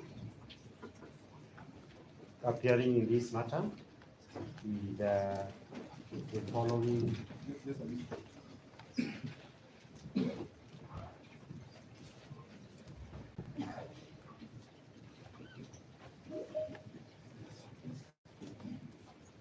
My Lord, in this matter, I appear with Senator Daniel Manzo. Present, my lord. Your name, please. My name is Kibe Mungai. I thought I'd said it, my lord. Kibe Mungai. Sorry. I appear in this matter, my lord, with Senator Daniel Manzo. Present, my lord. Mr. Ndegwa Njiro. I'm present. Honorable Jerry Maina. Present, my lord. Mr. George Sankimpa. Present, my lord. Mr. Andrew. Mr. Kibe, Yes, oh, sorry. We are recording. You are recording. Sorry. Can you start from Dan Manzo? Dan Manzo. Mr. Ndegwa Njiro. Present, my lord. Senator Honorable Jerry Maina. Present, my lord. Mr. George Sankipa. I'm present, my lord. Mr. Andrew Muge. Mr. Gachagua Ruto. Present, my lord. And Mr. Kenneth Matiba, who is on the way, and Professor Ogada. Professor Ogada, present. And Kenneth Matiba is on the way. My Lord, we appear in this matter that continues to be referred as Kerugoya, petition number A015 of 2024, that appears to have been filed on the same day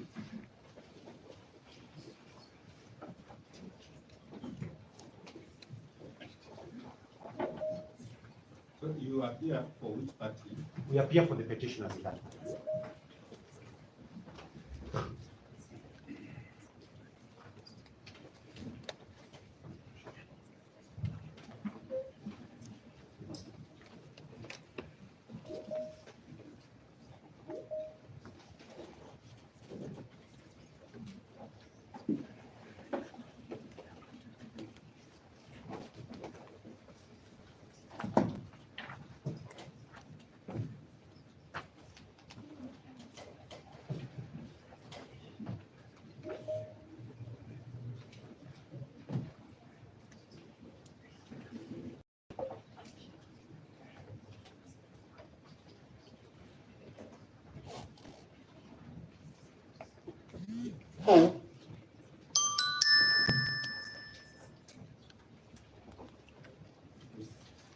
Lord, Your Ladyship, this petition E015/2024, Kerugoya file. Again, we appear for the first interested party, that is the Deputy President of the Republic of Kenya, in this E015. My lords, again, let the record capture and show that counsel appearing for the first interested party appear under protest. Counsel are as follows: Paul Mwite, Tom Acharia, Elisha Ongoya, Faith Waigwa, Victor Soanya, George Wandati, and John. Can we have that again? Yes, I'm sorry. From what point, my lord? From yourself. Paul Mwite, Tom Macharia, Elisha Ongoya, Faith Waigwa, Victor Soanya Ogeto, George Wandati, and John. At the appropriate time, we will be going into the grounds and basis for appearing under protest.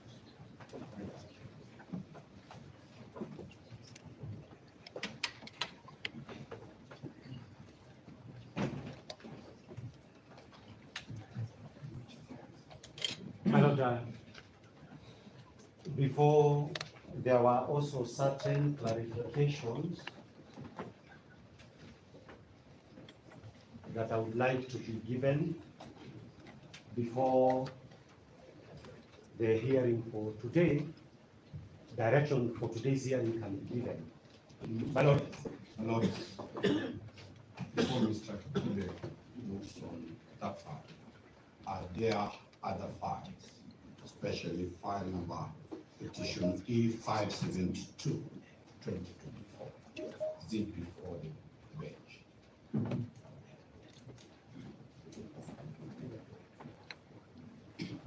We'll take forums of the files which are before the court and we'll have to raise any issue.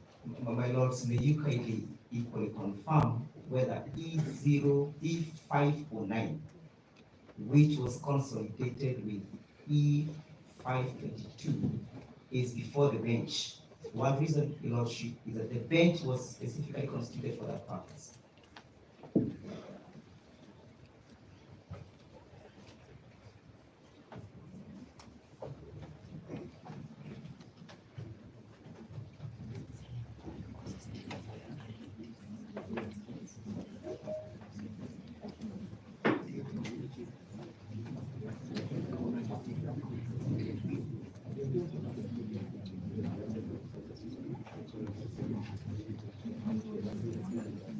Petition E13 of 2024, High Court of Kerugoya, Thomas Kimodo Maingi, petitioner versus Deputy President of Kenya, respondent, and the Honorable AG.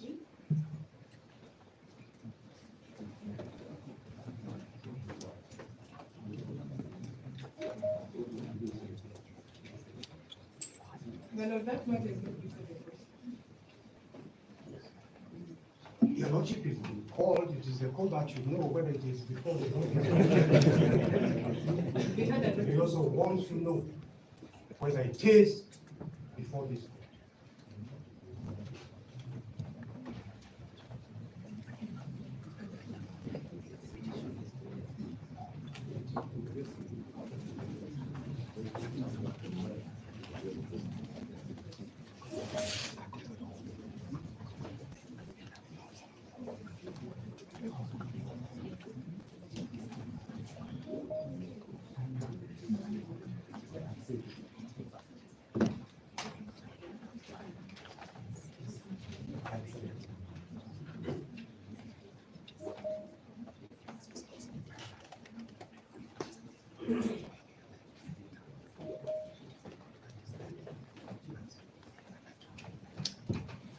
My Lord, and my ladies, kindly, with your kind permission, I would also want to seek clarification for my own petition which I have filed, petition number E567.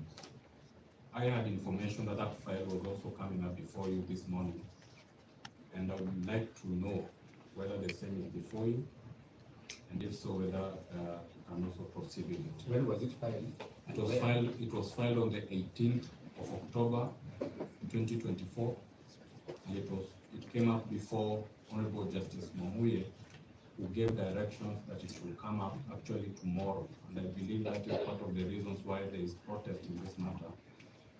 And then I was informed that it's coming up today, so I also need clarification.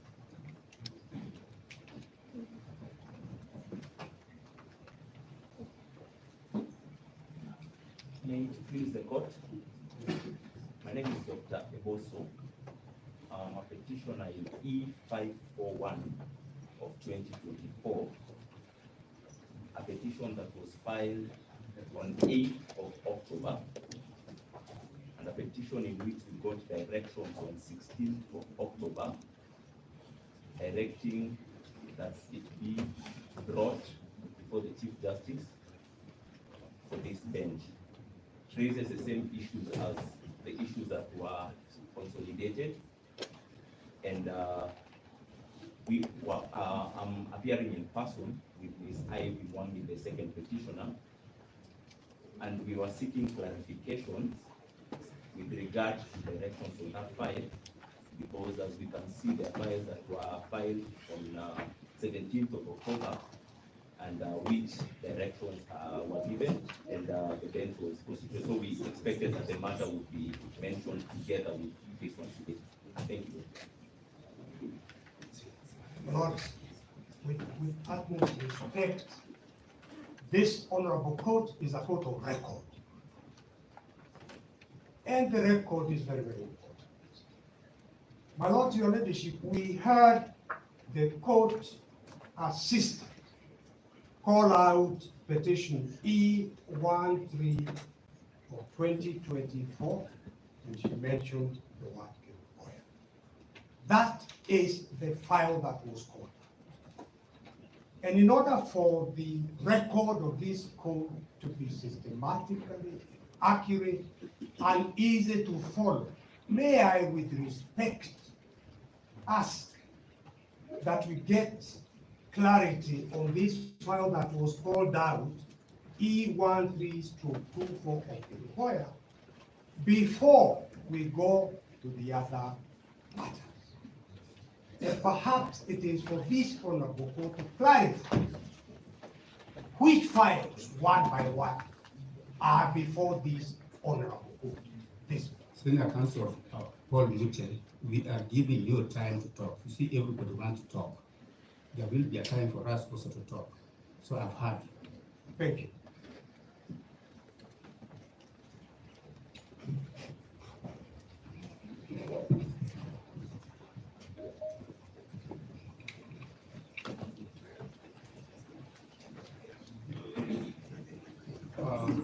For this morning, for the purposes of hearing this morning, the applications which are before the court are application number E0113, which was consolidated in Gachagua before it arrived here with E0114. 011414. Then we have application number E0115, also from Gachagua. That is application before this court. And then we give direction on those applications. And then E565. Those are the three matters which are before this court and in which the Honorable the Chief Justice has constituted this bench for hearing and determination. If you there are articles of constitution of this bench in my court. So the three matters before the court are E565, E015, E0113, and E014. Those are the files and petitions, applications before this court. And those are the applications on which this bench has given direction pursuant to this bench being duly constituted. So any other applications which we are talking about, we have not cited them. Maybe they are yet to reach us, but for the purposes of today's hearing, we have these three petitions or applications. Your Lordship, we welcome it. And perhaps also state for record that we also appear in E015 in protest. But further that, Your Lordship, kindly confirm that the number that is now registered in the matter that came from Gachagua is E015. And that is important, Your Lordship, because of the purposes of administrative transfers of files. Because what was at Gachagua, Your Lordship, was E015. Does it therefore mean that that file has not yet been integrated into the Nairobi files? And if so, then how do we appear to proceed before you, and how was the matter that we shall raise other issues? Just confirm on the question of the integration of that file in the Nairobi files, because the last file that we have should be 565 as at Friday. Are we dealing with the matter in Gachagua or in Nairobi? Let me deal with that. Lord, for the purpose of A572 of 2024. That file is not before us. That's all I'm only saying. I have heard the directions of the bench. The file is not before you. But I have instructions for the purpose of the one to take that petition was filed on 18th of October. The same day the Kerugoya file were filed. All the directions in all these files that have been taken to a graveyard is that none of these files of ours are orders. The reason as to why Kerugoya files before the learned judges is purely because they have orders to stop the swearing in of the deputy president-elect. The CJ could not have selectively decided to have only one file before you, my lord.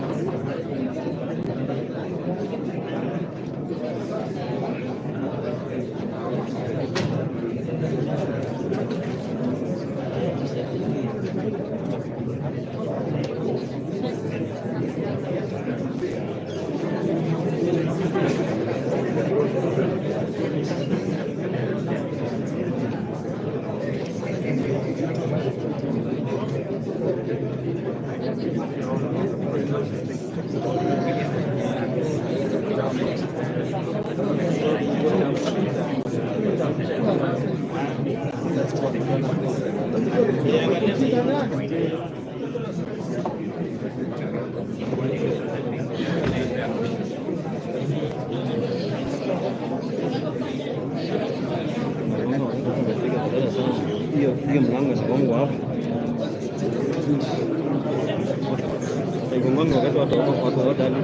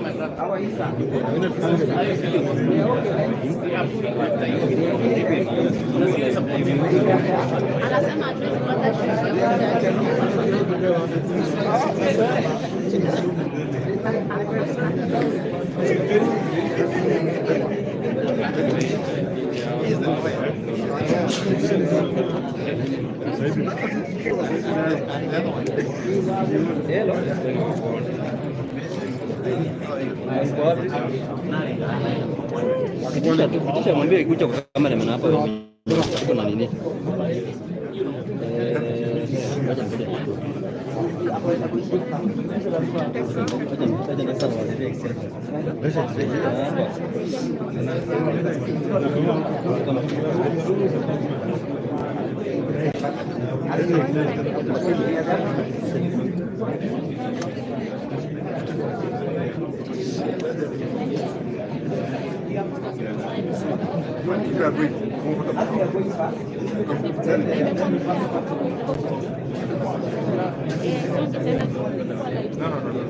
I'm an aspiring assessor. There's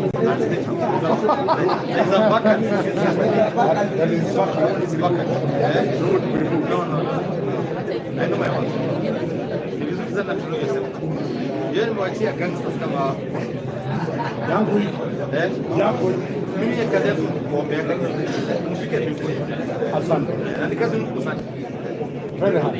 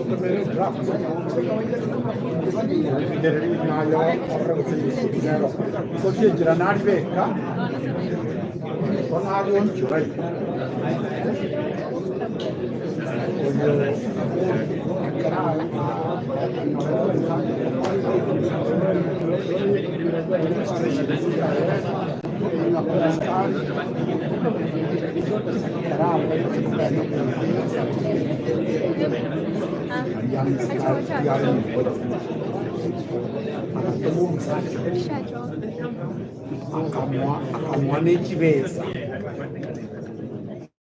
Yes. Omusajja akaira nedi akamwaru namukali tabwate emigawo akaapulaire gasire ere nebibiri yabwateire jini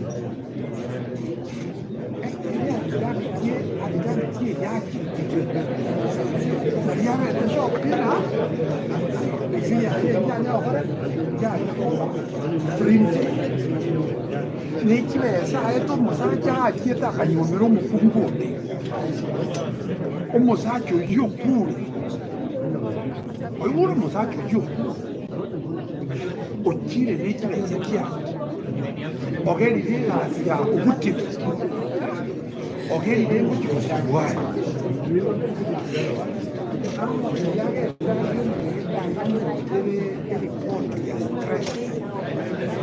how this people affected their depression, healthier. So that predictable.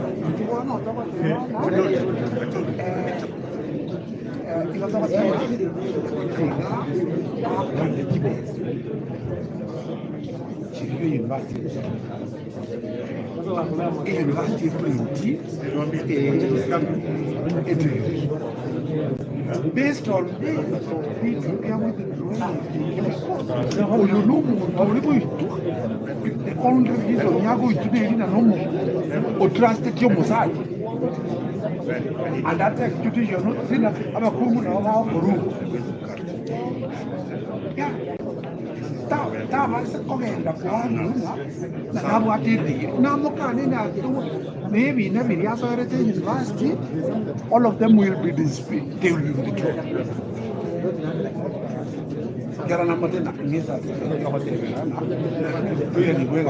You don't have it.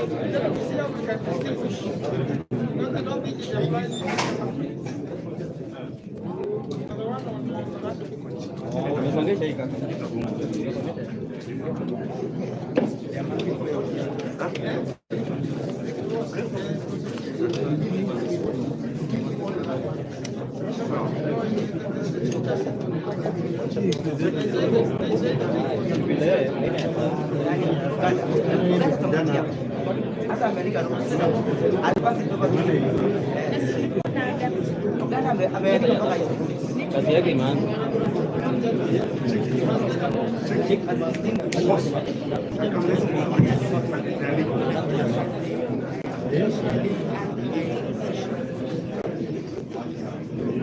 namba, unajua mahali ipo. Aje nifungue. Hata nifungue. Hata nifungulie.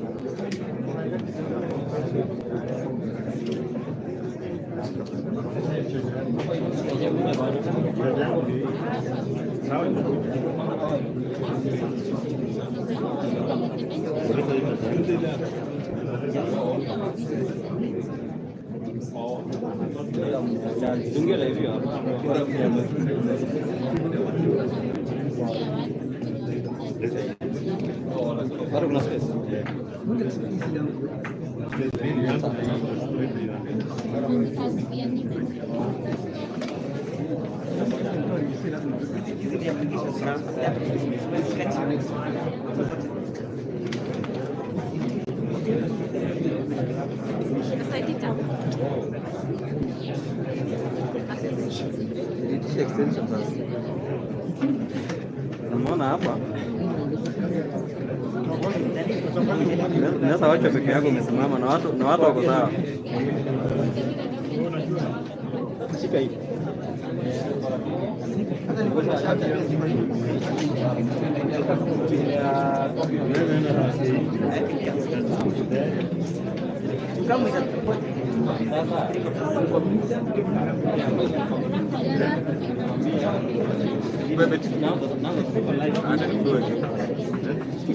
Unataka weke huko.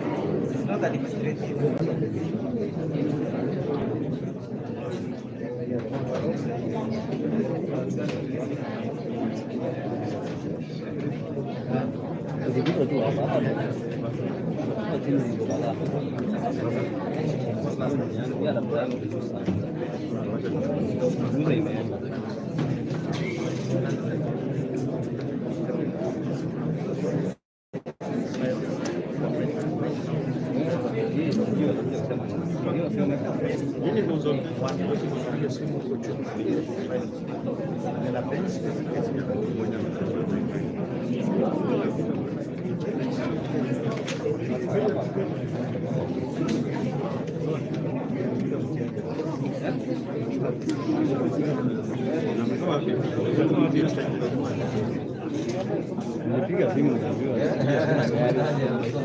nikamwambia sawa, achana kidogo tena. Jamaa ananipigia hapa hivi, sijui alifurahi ama sielewi, ama kama shikamoo na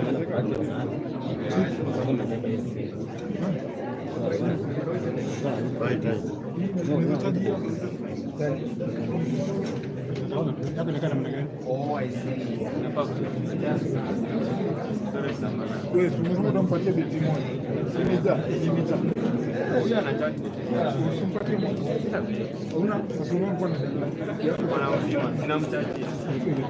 Nini hapo? Nini hapo? Lazima nikamilisha. Mpaka nichukue nyiko hapa iko na mawenda. Sikia hapo kwenye shimiko wasi. Hapo nimetamani. Hata kwa hiyo zende kujua mpaka nikuje bidhaa.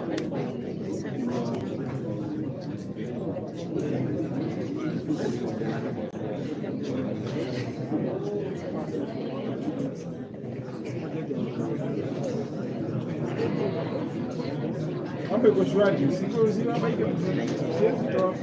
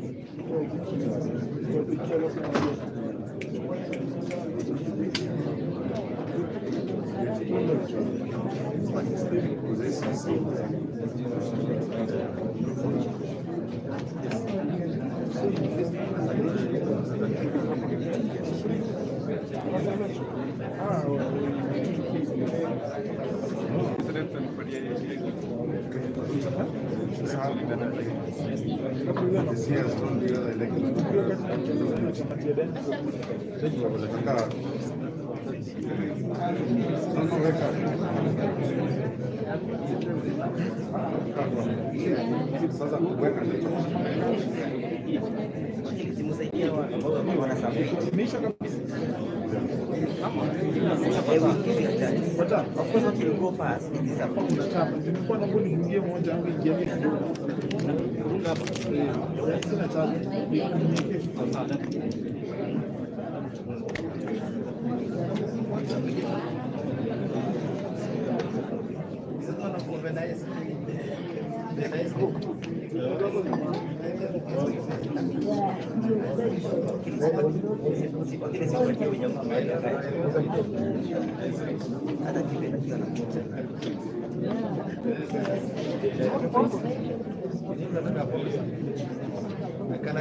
anataka project. What the gist of it?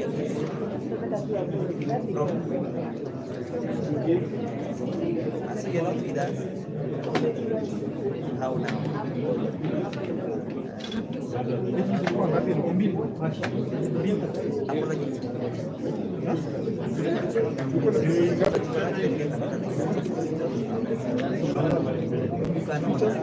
Whatever imagination, whatever it is,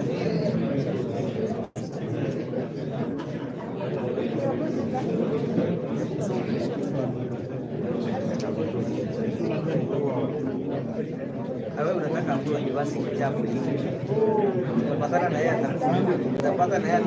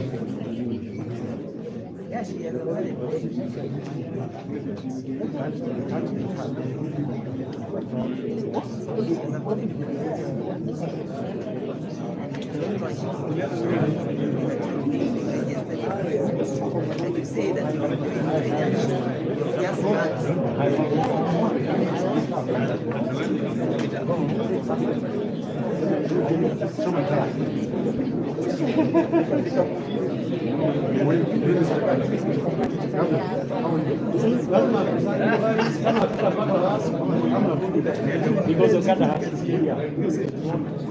But there's no space. So two people must give space for us. We are the ones that can kindly.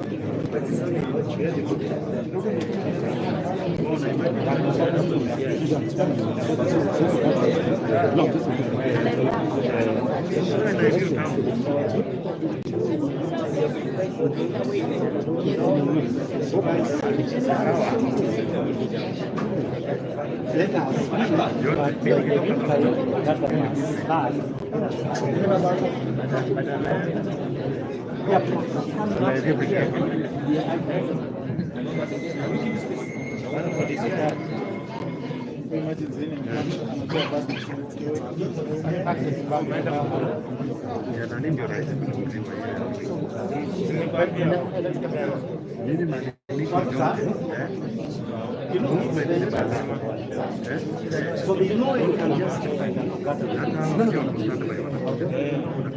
I'm saying she will speak, but she's still at the country is doing the application. Oh, you're the and she has got a after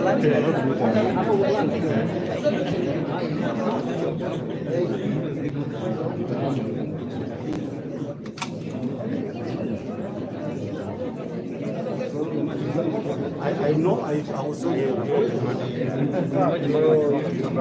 Now, the question is, there is an application which says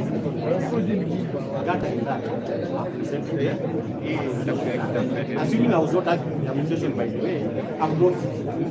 Assuming I was not arguing, I've no issue. I've done this. Just the right. Assuming I was not arguing.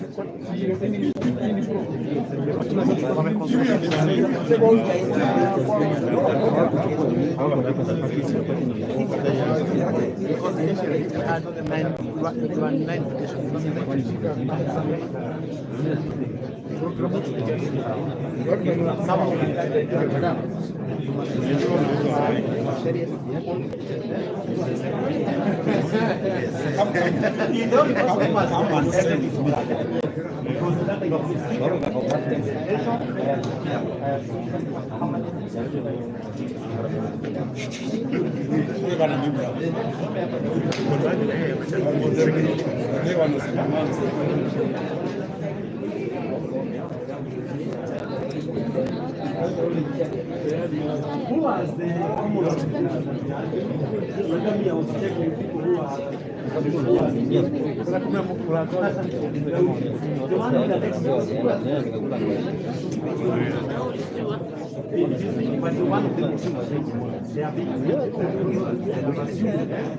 I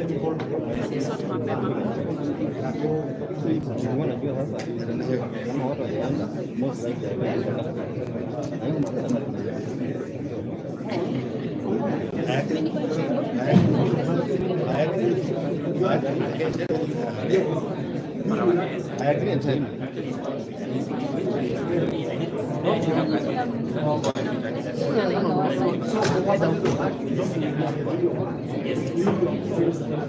You are right.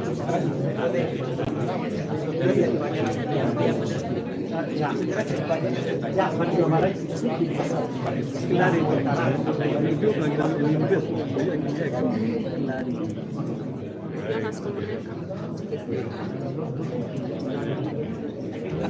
So, she will be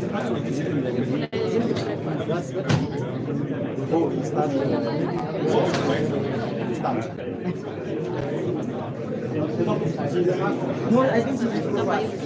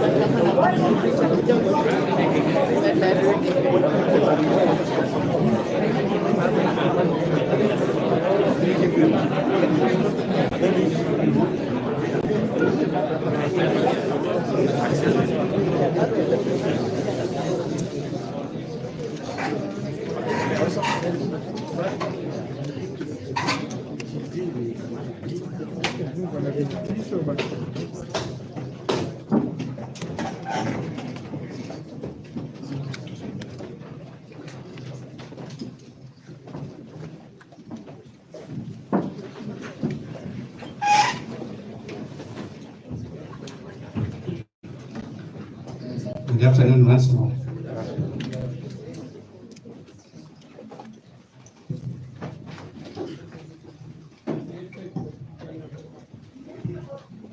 Just a minute, please.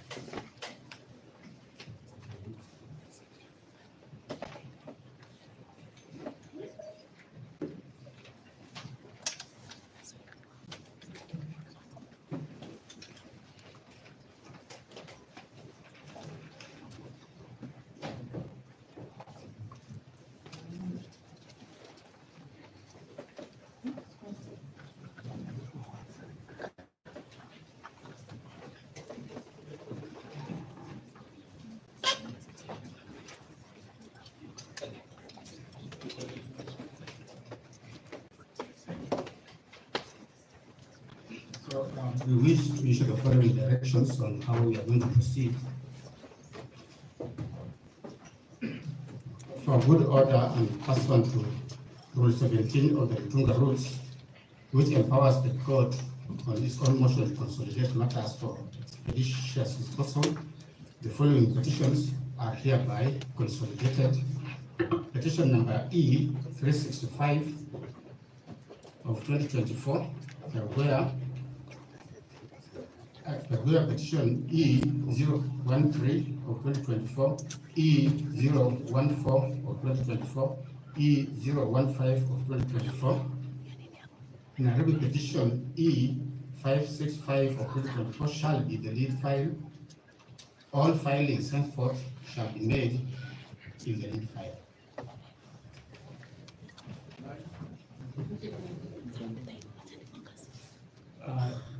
Now, pursuant to that consolidation, the parties shall appear as follows.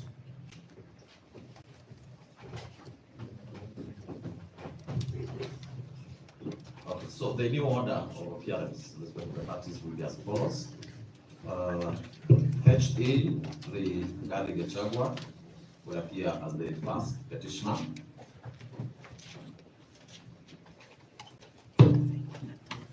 The second petitioner will be Thomas MYKE.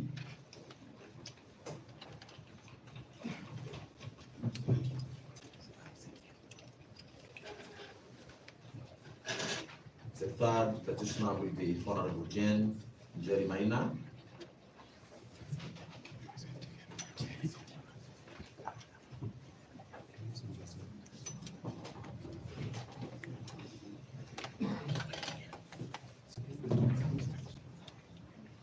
The fourth will be Honorable David Munyi Mazenge. Fifth will be Peter Gichobi Kamoto. Sixth petitioner will be Grace Muthoni Mwangi. Clement Muchiri Muriuki will be the sixth, and the seventh will be Edwin Munene Kariuki.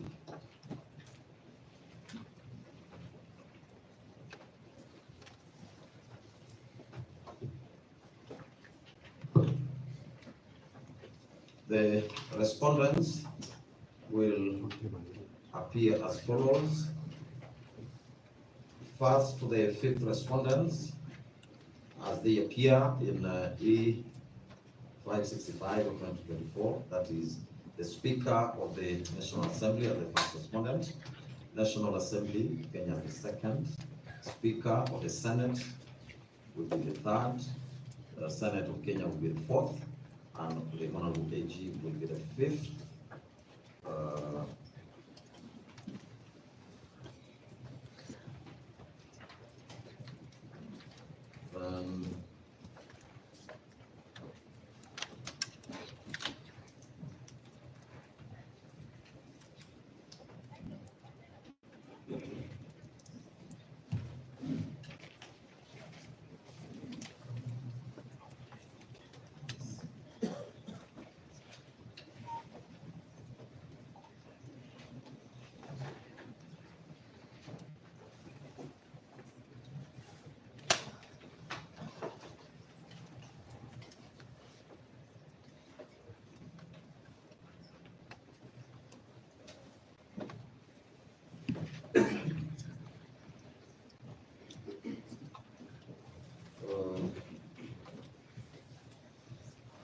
HE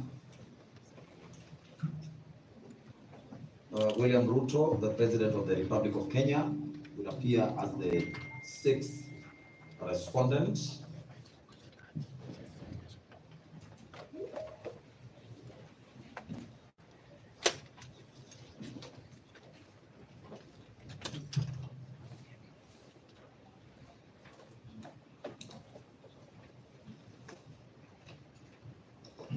And the interested parties, the first interested party will be LSK as first interested party. That is the second one. The second one will be Professor Kithure Kindiki as the second interested party. Unless there's a party which is left out. Yes, my lord, with your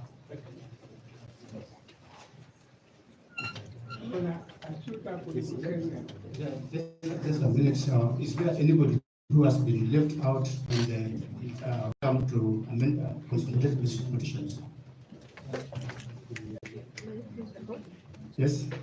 My name is Moto Teresia Wanjiru, Moto Company Advocate. I was left out in the morning in petition 3013 of 2024. I had not been notified, and therefore I learned of these proceedings in the national TV, and I decided to come. So therefore, yes, I came all the way from Kirinyaga because Judge Richard Moore was very clear that we are going to be notified once the file is forwarded before the Chief Justice. There was no communication. So you are left stranded what is happening, and our petition is being mentioned here today, and therefore we have had to rush very fast so that I can make it in the second session, afternoon session. Therefore, I wish. Yes, maybe perhaps we can. Section E13 and E14, Kagura. Yes, it was consolidated and we were told that we are going to be notified. However, we were not notified. I just learned of it today on the TV at 11. So we had to rush very fast from Kilgoya so that we can understand what is happening and perhaps clarification purposes. Is there anybody who has been left out of the... My Lord, with your permission, Yes. just to draw to the court's attention, there is an application lodged on behalf of an interested party in the name of United Democratic Alliance, which can be considered at an appropriate stage. Thank you. Intended interested party or interested party? It's an intended. He has not yet joined us as yet. And my Lord, on the parties, Yes. in this petition, I'm assuming it's one of those that you have mentioned, 528 of 2024. No, it's not. You have not mentioned that petition. Oh, okay. And on that score, let me say this, that in the morning session, there were parties who had mentioned different petitions which were not before us. I think we should be very clear that we can only deal with matters which are before us. Should there arise a need for us to mention any matter which is not before us and which has been placed before us, we shall make that communication. So I think we need to be very clear that our jurisdiction is prescribed to particular facts. Thank you very much. My Lord, your leadership, permit me to request that the E565, in which the Deputy President is a petitioner, and E015, in which the Deputy President is a first interested party. Let the record of this note of court show that we were not given an opportunity to be heard on the issue of consolidation. The record shows the court has acted of its own volition in the normal practice, even under the Mukunda rules, is to accord parties to state their views on a proposed consolidation. This is the court's own volition. We were not asked to give. Thank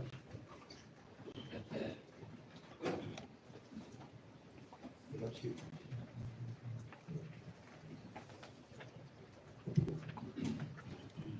Your Lordship, we have had the orders that have been granted by the court, consolidating the matters and creating another lead file. And that creates the problem we were trying to address in the morning, Your Lordships. That now this bench has created 2 lead files. We have 6 files that are before you, Your Lordships, with the lead file being E522. Which files are not before you? We have now created another lead file, E565. Your Lordship, those are some of the issues we were trying to raise in the morning, that if those other files were before you, this confusion would not be rising. Mr. Ndegwa, there's absolutely no confusion in these matters. Let us not bring confusion where in terms of consolidation, we have cited the rule under which we have acted, Rule 17 for avoidance of doubt of the Mpunga rules. I think we need to move forward. Yeah, and my lords, on behalf of the respondents, we confirm that we are ready to move forward. I think too much time has already been taken on issues that are not of any substance. Save, we would like to make two proposals. First, we would like, my lord, having read what has been filed by our colleagues this afternoon, we would like to propose that their application for recusal and this application questioning how the panel was put together should be had together for the very simple reason that they rely on the same set of arguments and facts. And I draw your attention to paragraph 5. We say that the impartiality of this court, the one we have before, has been questioned. And at the end of their prayers, they say that it is therefore in the interest of justice that this honorable court recuse itself. It would be gravely injurious to the respondents if they were allowed to prosecute this application, take one bite at attacking the court, then however the court rules, bring the other application for recusal and take a second bite. We would like to argue both of them together.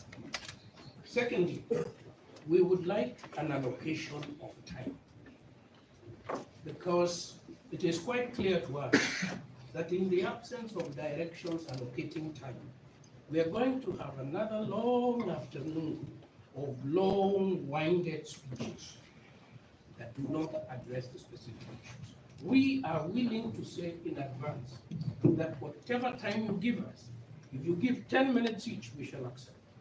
If you give 15 minutes each, we will accept.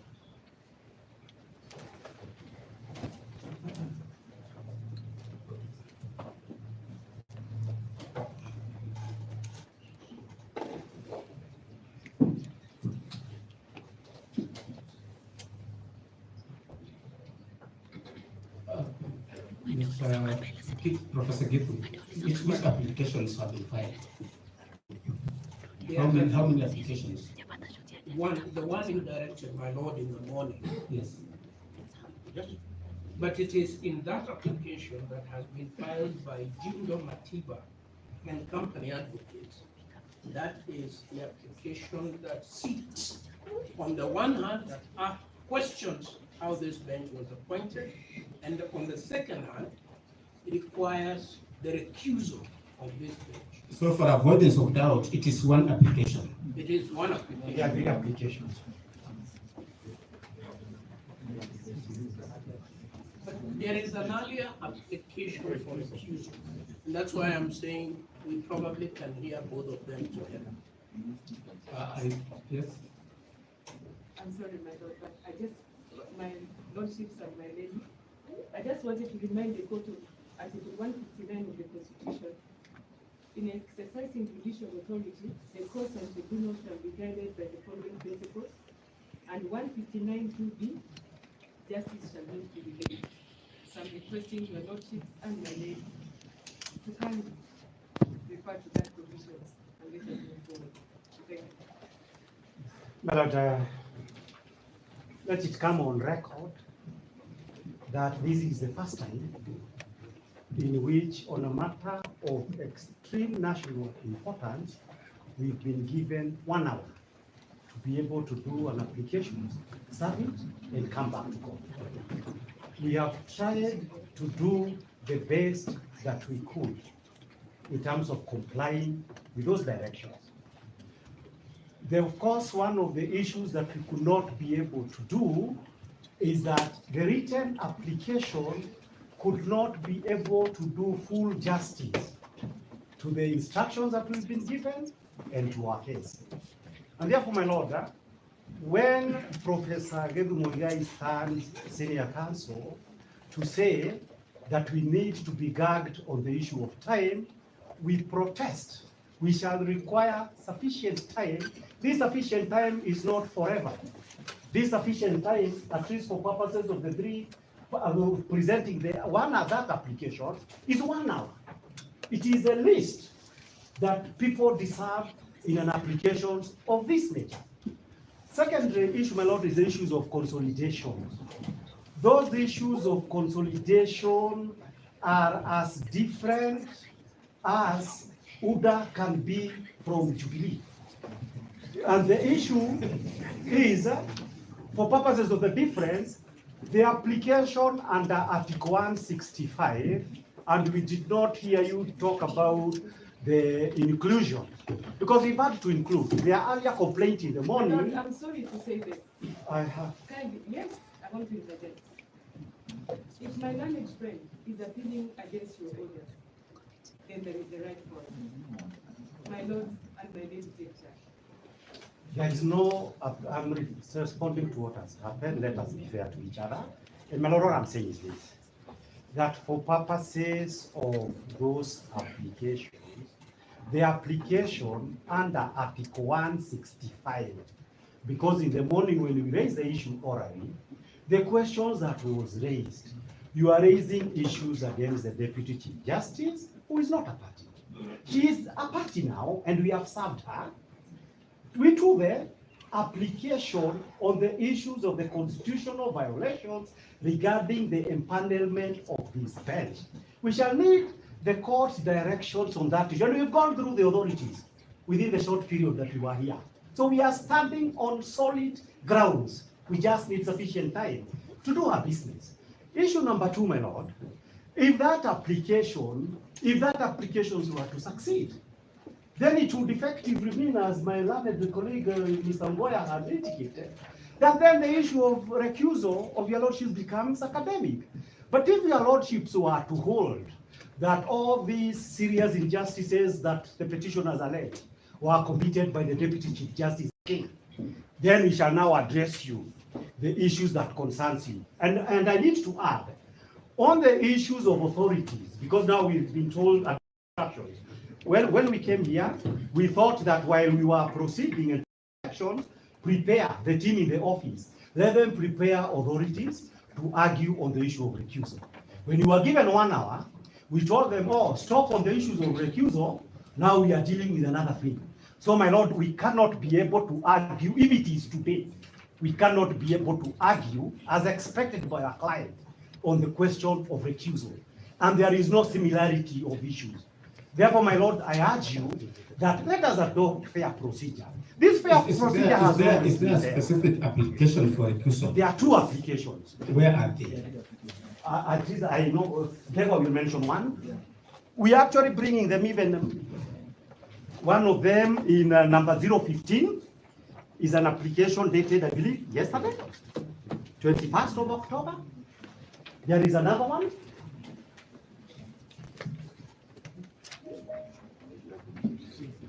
Okay, this these are the directions we're making. We'll deal with the application before us.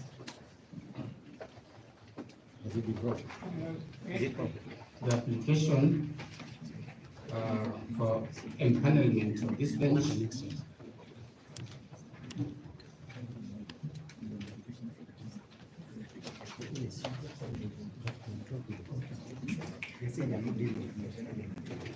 Can I have application of next year?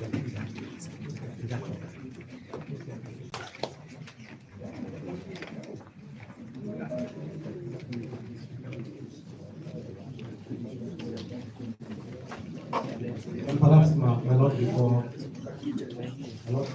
before you give the directions, with my lord, immortal, she's informing me that she was not aware of the elections in the morning, that applications be filed and we come back before you, and now her petition has been integrated in the consolidated petition, that is petition number E013.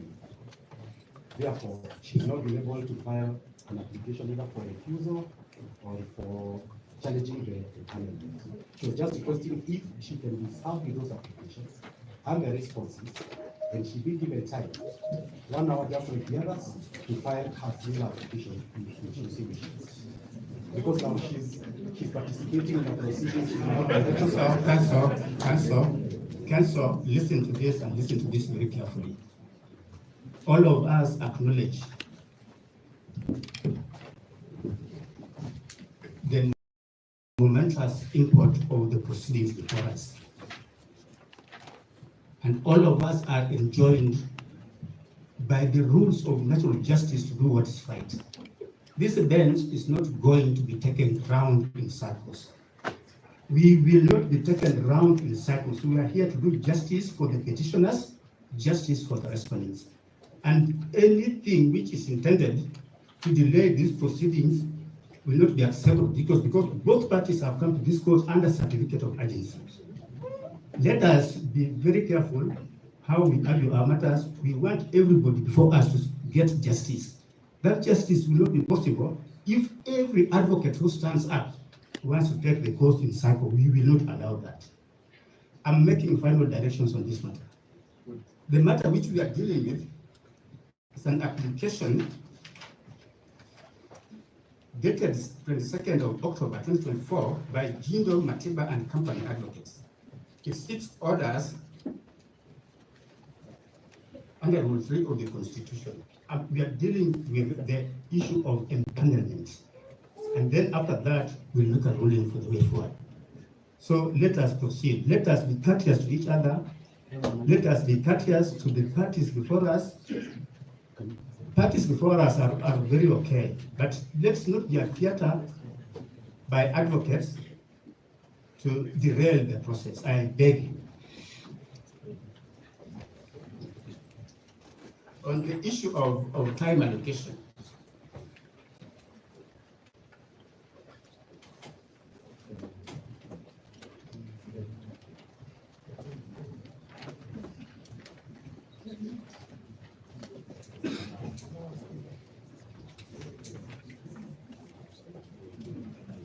Judge Moreba will give the final issue directions on time.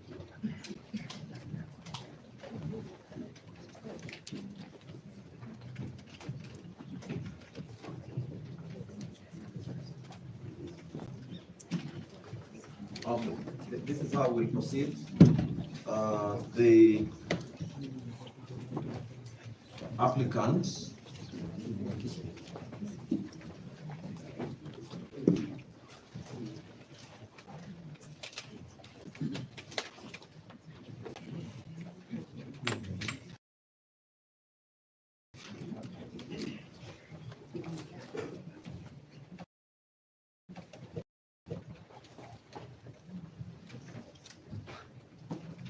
applicants will have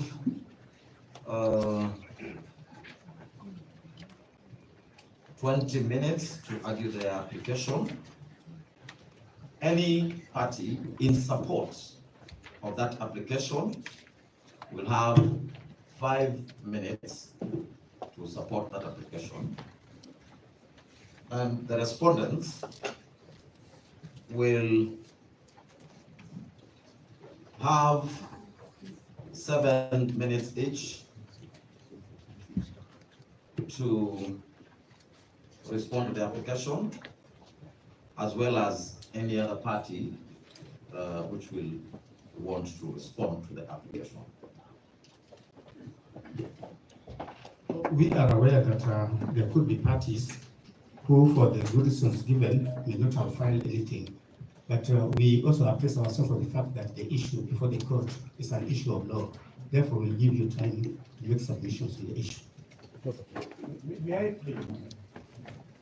The client, I and my colleagues represent the deputy president, is the subject of the removal of the subject of his pleas to this court. For him not to be. The application for the constitutional bench is made in E015,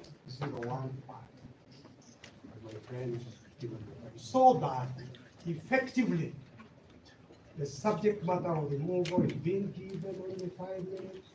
I plead with you, give us 10 minutes. How long do you need? 10 minutes. Out of 6. You have 10 minutes. You have 10 minutes. Yes, let's look at it. Yes. I until the instructions. Dr. Kamuna, please, you're not audible. Oh, I'm sorry, I speak now. Yes, speak. I received the instructions yesterday from Gachagua here that I come and make an application that Gachagua here would like to be joined this meeting. We all know Gachagua here. We can't pretend that we don't know Gachagua. We know the role Gachagua here has played in advancing the prudence of the Christianity and the rule of law in this country. So I urge you respectfully that you place my name on record. Secondly, I would like also to place my name on record in my own right as an elder at the bar and one who has seen for a number of things which I may not be able to say if I'm representing the position. That is okay. We have done that. Thank you very much. May I then comment on one small thing?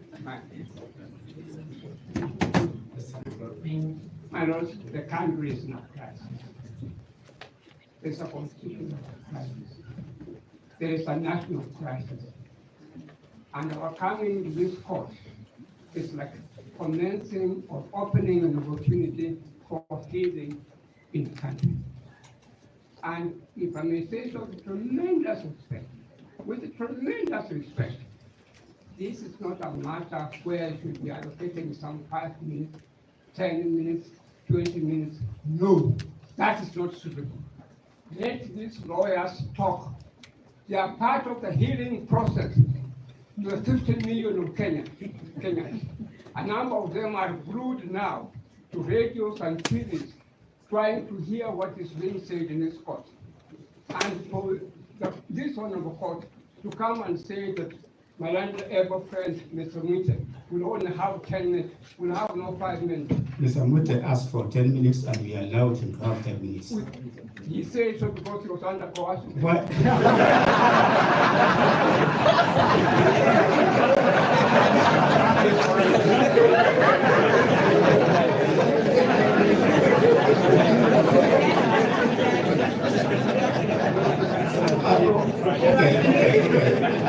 I think Dr. Kamuna, I have taken the trouble to read this constitution of Kenya.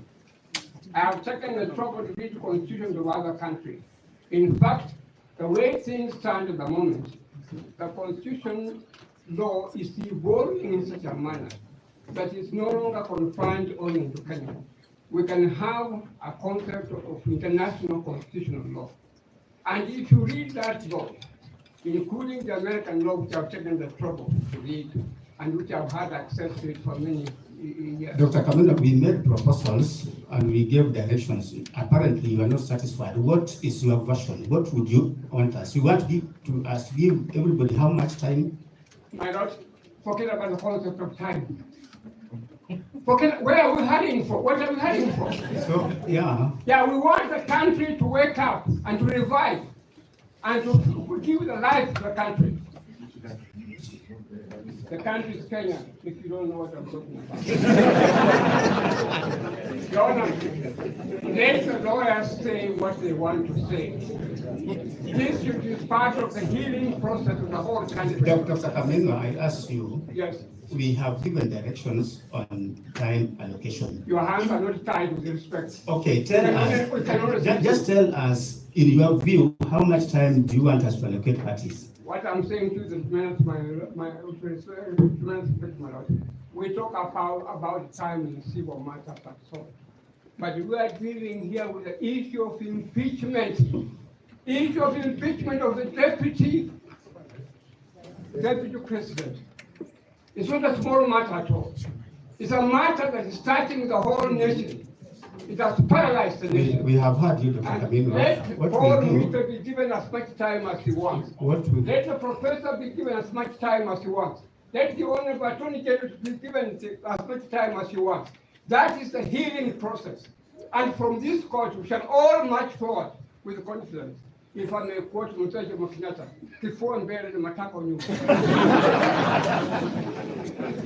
Let us forget about time. Where are we going? My Lord, Where are we going with Maybe Please, I I'm can speaking. Will you assist speak? Dr. Kamino. With respect, will you sit down, please? Kamino is talking. Will you sit down?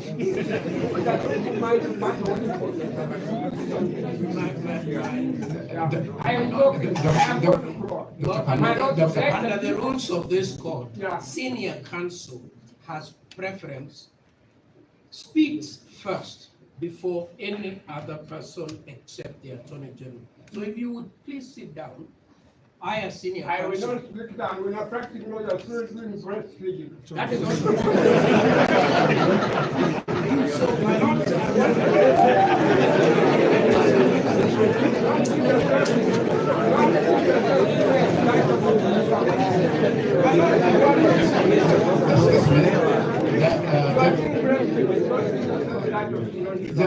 My lord, what Dr. I'm saying, Kabuna, finish what you are saying. what so I'm that- saying to you, my lord, we need a healing process, and this court is going to provide that healing process.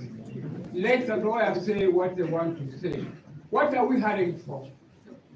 Let us not have some people calling themselves professor or senior counsel, titles that don't mean anything at all when it comes to this. I think they mean something, Dr. Kamina. They do mean something. Those Something means something when it is you and you approve it. Yes, my lord, all that I'm saying to you, let people talk. Let people address you. Where are we going? People will talk. When the but country is burning. Dr. Kamila, you have made your point. Yes, thank you very much. You have made your point. I have made the point. Yes. Professor. We have a Chief Justice who has been removed irregularly. Let us be given time to be able to address it. My lord, I think those of us who are representing substantive respondents, we are all agreed that you have given orders that we will comply with, including my learned senior PK MYKE, who I believe you have added some more time and he's happy with that. Maybe it would help if we informed Dr. Kaminwa that it is not the whole matter that is being heard in 10 minutes. It's a very small slice of an application on impoundment. That's all I wanted to clarify. So, Dr. Kamila, I've heard what you said. We'll stick to the time allocation, but in the event that one party needs more time, they will tell us. Well, when we come to substantive matters, let people. I agree with you. I agree with you. Yeah, Thank you. where are we heading to? Thank you. Yeah.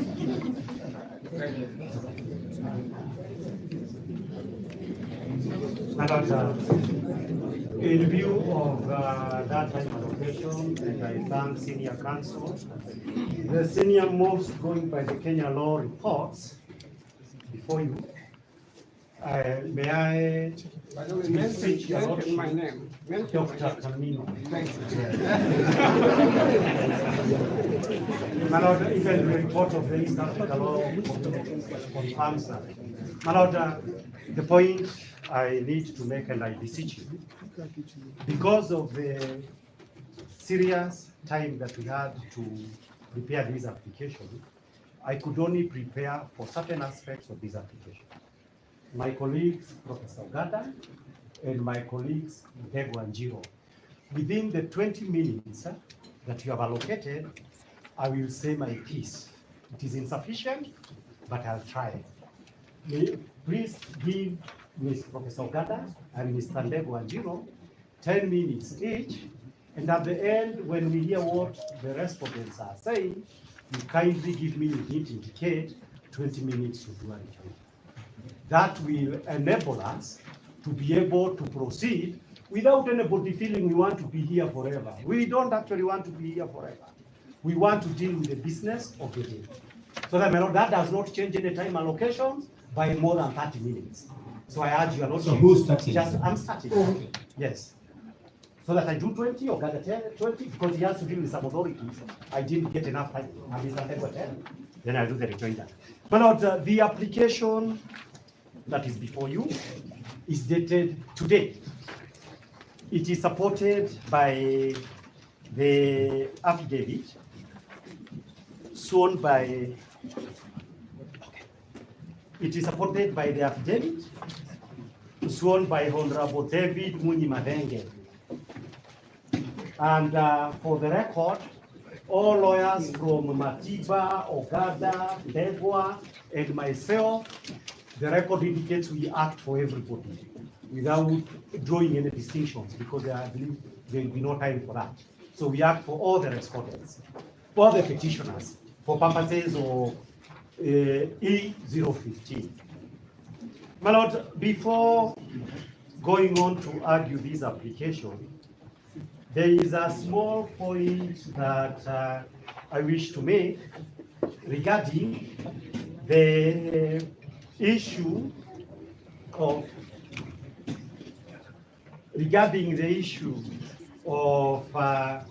why are we having a situation where to everybody watching, we seem to be following an unusual path.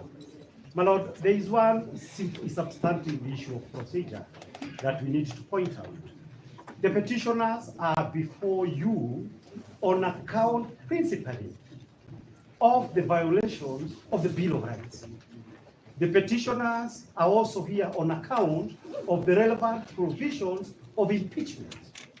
The petitioners are before you, my lords, on account of the fact that the business that the framers of the Constitution ordered, one, for appointment of a nominee to take place within 14 days, and for Parliament to do it within 60 days, somehow happened within 4 hours. My Lord, those are the principal reasons why we are here. And what is the immediate context? The immediate context, my lords, and why we are here is that when petitions are filed, the duty of this court under Articles 19 all the way to 25 is to ensure that it decides whether or not the violations as alleged by the petitioners has taken place. My Lord, the way in which the law, and this is express positive law, requires that to be done is by way of a judgment. By way of a judgment is the only way that the people of Kenya would be satisfied. Have these rights been violated or not? In order to ensure that that judgment, which is the express constitutional mandate, is given in circumstances that are not academic, Article 23 of the Constitution provides that conservatory orders may be given. When this matter went before your brother judges, probably a sister also, in their wisdom, they directed this matter as such enormity that we need to preserve the subject matter. That subject matter, my Lord, the preservation of it would be to ensure the relevant office remains vacant until this case, through a judgment, pronounces itself. But my Lord, why are we here and why is there a heated discussion? We are here and we are having a heated discussion because what is the clear intent of the Constitution is being circumvented, so that to ensure that the subject matter is not preserved. My Lord, this would be akin to a situation in which somebody comes and says, I am being evicted and my things are being removed. A court says, stop the eviction process up to where it has occurred. Then the respondent comes and says, no, leave those orders so that I can carry those things that it is alleged I was unlawfully taking. So that, my Lord, in the face of the fact that what conservatory orders are supposed to serve, I beseech you, and I believe the entire country would expect that there has to be preservation of the subject matter of the application. So that, my Lord, now, that being the context, it is absolutely important that we do not lose sight of the moment. It is heated, one, because there was a sitting on Saturday. Before application responses could be made, we found ourselves here. We were supposed to come here on Thursday. We are here on Tuesday. So that, my Lord, and there are a lot of matters that directions must be given. So that, my Lord, that context would be absolutely important, because when all is said and done, the critical issue before this court is a right under Article 25, the right to fair hearing and human dignity. Right to fair hearing and human dignity cannot be violated even during an emergency. My Lord, that being the background, I ask you, and we shall be asking you, because that is the context where all these things are happening, that you ensure that whether heaven falls, the High Court must stand up, if for nothing else, for the right to preserve the subject matter until this High Court pronounces itself through a judgment. Because that is express law. Having said that, my Lord, I come to the prayers. The prayers are like this, and we had already indicated. There are about 6 substantive prayers. The linchpin of these substantive prayers, my Lord, is the fact that the Deputy Chief Justice, under Article 165, does not have the power to appoint or assign, as the words used by the Constitution, members of a certain court to hear the matter. My Lord, Article 165(4) is very clear. Where the Constitution says the President and Article 149 can nominate Kindiki, there is no argument that is made that a minister or somebody else can be made. We expect that. There can be no feasible argument where the Constitution has expressly said that the Chief Justice shall do something. The Chief Justice in this case did not empanel this bench. My Lord, we are urging this honorable court to make a finding that unless the Constitution is interpreted or amended to give the Chief Justice, the Deputy Chief Justice, the power to empanel a bench by express reading of the Constitution, she cannot be able to do that. Issue number 2, my lords, is that it is not for nothing that it is one of the biggest occasions that the senior most judicial officer is the one that the people of Kenya, judicial power in the first place vests in the people. Judicial power by express words of the Constitution or to do this appointment and work under Article 165 was vested on the Chief Justice. It is not by accident. It is by the express intention. So that, my Lord, on the face of it, when a state officer who is not directly mandated to do something ends up doing it under public law judicial review, it is done every day. You did not have the power under statute or the Constitution to do that. There are so many cases, starting with Madho versus Republic. I think it was sometime in 1974, where somebody at City Council did something where the law did not allow that person to do that. So that, my Lord, all these cases we are aware of. So that, my Lord, as far as Article 165 is concerned, we submit that that is not possible. But, my Lord, this argument is developed a little bit further by the petitioners' applicants. Because the petitioners' applicants are saying that the Deputy Chief Justice, having usurped the powers of the Chief Justice, she proceeded to do 2 things. 1, to sit at night to appoint a bench, and to authorize that bench that sat on Saturday to conduct their business on Saturday. But those are irregular, because as we are saying, this is not a matter of public emergency. Of course, it was a matter of public emergency before the National Assembly and before the Senate. But because of the timelines we've given you, my lords, it is not a matter of public emergency. But having found herself in that situation, she decided to treat this matter as one of public emergency. Then, my lord, she directs come and sit on Saturday. We have set out in our applications and in our affidavit There must be certain circumstances under our laws, the High Court Administration and Organization Act, that can justify for any bench to sit outside on Saturday and Sunday. There must be express reasons. Those express reasons, as we sit here, agreed. We still do not know them.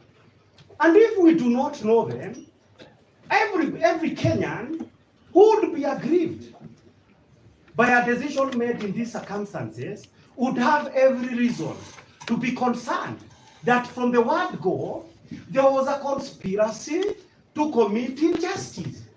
My Lord, all of you have been honorable members of the High Court. There cannot be, where there is no public emergency, for occasions to arise that for the first time you would effectively be accused. You engaged yourself in a conspiracy to undermine the Constitution and to defeat it in a manner that would amount to treason. So that, my Lord, the point that we make is that in the absence of a public emergency, what has so far happened is not only just unconstitutional, but something that would amount to violation of the Constitution and something that would amount to violations of the Penal Code as far as the issue of observing justice is concerned. My Lord, for argument's sake, we proceed to make that argument. Let's assume that there was an emergency. We submit there was none, but let's assume there was one. If there was an emergency, then it was incumbent upon the Chief Justice to read, and they were in the newspaper and in the news, all these cases that honorable judges of the High Court from various stations had recommended for a bench to be appointed to hear them, to consider them, and place them for hearing on Saturday, and to fast-track that hearing. But, my Lord, what is it that happened? My Lord, what actually happened is that you have a situation whereby the respondents, who are basically agents of the government of Kenya and its various appendages, have gotten their applications to be satisfied and for a bench to be specially convened to sit, because from the standpoint of the petitioner, to set aside the conservatory order in order, as the petitioners contend, the violations of the Constitution may be completed. My Lord, justice in this case, if it means anything, it must mean a very simple issue. The multiple violations of the Constitution that are already ingrained and embodied in the various applications, we cannot allow them to be completed, because this is what it's all about. This is what the decisions of the Chief Justice was all about, to complete the serious violations of the Kenyan Constitution. By your oath of office, your lordships are committed to stop a respondent and a government and its appendages that act in this manner. My Lord, what does it amount in law for the Chief Justice to say you have about 15 or 20 cases, as I hear from my learned colleagues who have been in this matter longer than me? I'm here today for this matter, and I'm here because there is a constitution in Kenya. My Lord, that being the case, there has to be satisfaction.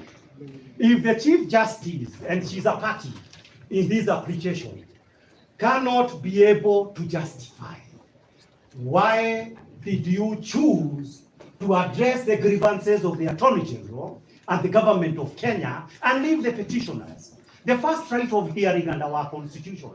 I deal with Mutunga rules every day. Is that the petitioner will have their rights to be heard, to prosecute their case. That is what the Bill of Rights means. The respondent, even under Mutunga rules, will respond and answer the allegations that have been made. But, my Lord, where the Deputy Chief Justice chooses to fast-track the grievances of the alleged violator, common sense has to be affected. My Lord, the conscience of this court must be bothered. Such conduct, in the normal sense of things, we went through the removal of judges during those days. There was just minor infractions of the right to be heard, and judges were shown the door home. But, my Lord, here, It is a systematic decision consciously made that would have very harmful effect for the jurisprudence of our country and for the meaning of our constitution. So that, my Lord, so that my learned friends can be able to speak for themselves, we are alleging that as long as the bench has been appointed by the Chief Justice, who has declined to follow the fair process for purposes of appointment of the various judges to see, there cannot be a valid appointment. Not because I and my colleagues here would have anything on a good day before any of you, Your Lordship. We have done very many matters. You have courageously stand up for the constitutions in various matters, but my Lord, unhappily, we have to be the ones saying that it would appear to a section half of this country, if not 3/4, that you have been enlisted in service of the violations of the constitutions. My Lord, that may not have happened, but that is the only way reasonable people would be able to interpret all this, particularly against the background that even the Gen Z were abducted. The substantive Chief Justice did not empanel a single bench to sit on Saturday or on Sunday. That is why this, but the context in which this matter must be viewed. My Lord, there are certain authorities, my learned colleagues will go through them, but I need to mention at least two things. My Lord, of course, the arguments would be made. I think there was some time back, probably in the Okiya Umtata case, my learned colleague will clarify, where the Deputy Chief Justice, the same Deputy Chief Justice, made an appointment. There was no substantive Chief Justice at that time. There was a decision that was saying this is administrative. That decision is not binding. But my Lord, more importantly, now that this issue is arising directly, this court must retire, make a very reasoned decisions to settle this issue. Whether in every other case in which the constitution or statute says so and so will do this, if that so and so does not do it without failure, the High Courts and the Court of Appeal have always held there was no jurisdiction. An order of certiorari have always issued. It shouldn't be different in this particular matter because the power belongs to the Chief Justice. Now, the second issue is a decisions, I believe, one of you was involved, and I believe it is a case of Okoichi Omtata versus JSC, and the decision in that decision was that at paragraph 29 to 38, basically it says that where there is a substantive Chief Justice who is a state officer, she does not cease to be a Chief Justice in this era of technology. And accordingly, the Chief Justice, the CJ, does not have authority under the constitutions to assign roles assigned to that office. So that, my Lord, in this case, even assuming that in writing the Chief Justice had assigned this role to the deputy, and that has not been alleged, it would still not be good enough, because wherever that the good Chief Justice might be, this is something that she could have done as expected her. And the people of Kenya obviously would be interested because of the nature of this matter. Why would the Chief Justice abdicate to do her job and let her deputy to do her job in a manner that aggrieves the petitioners? That is an important question, because it is the job of the Chief Justice. There is a huge mandate that is given by the Chief Justice. Do your job with the entire authority that your office carries. So it cannot just be that it is for the Deputy Chief Justice who has usurped. It is also abdication. What would be the basis for abdication? The Chief Justice not to do their job.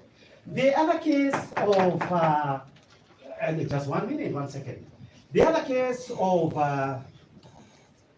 I think my learned colleagues, so that it can be faster, I don't want people to knock me my learned friend can do her. Let him do his 10 minutes, then he can do his 10 minutes. Thank you very kindly, my lords, my lady. I'll only highlight a few issues which are legal. I'll move from Article 1 of the Constitution, your lordships. That Article 1 has created organs of government. Among them is the organ of the judiciary. And it has clearly provided, your lordship, that the people of Kenya, in the exercise of their sovereignty, they have delegated their powers to those organs. In this case, the power under Article 165, Clause 4, is exclusively delegated to the Chief Justice. Your lordship, in administrative law, we all write that a person who enjoys delegated powers cannot further delegate those particular powers. In this case, in this circumstance, your lordship, it is not known to the petitioners under what circumstances the Chief Justice may have delegated these powers to the Deputy Chief Justice. It is our humble submission, your lordship, that the powers and the functions under Article 165, Clause 4 are not capable of being delegated. Further to that, your lordship, you seek leave under Article 159 of the Constitution, which provides that, your lordship, that judicial power is derived from the people and shall be exercised by the courts and tribunals established by this Constitution for and on behalf of the people. That article again clearly indicates that this power under Article 165, Clause 4 is not capable of being delegated. How about, your lordship, in the Constitution? Your lordship, I invite you to look at Article 260 of the Constitution. It provides if a function has been created to be executed by that particular organ, it is only that organ that is capable of executing that particular function. And for the question of further delegating that particular function cannot arise. The Deputy Chief Justice had the constitutional mandate to appoint this bench to adjudicate over these particular files. Your lordship, we have put up a case that the Deputy Chief Justice has not only violated the Constitution, but also violated the rights of the petitioners to be heard under Article 50 of the Constitution. When they moved to appoint a bench of this, the bench, and failed to notify the parties herein as evidenced by the counsel appearing for the petitioner in petition number 14, it tells your lordship that the expediency for which it was done was so as to meet the objective of setting aside the orders that were granted by your brother Justice Mongo and your brother Justice MYKE. Your lordship, when you retire to make a ruling of our application, it is important that you pay serious attention to paragraph 12 of our affidavit, paragraph 21 again of the affidavit, paragraph 22 again, and also paragraph 27.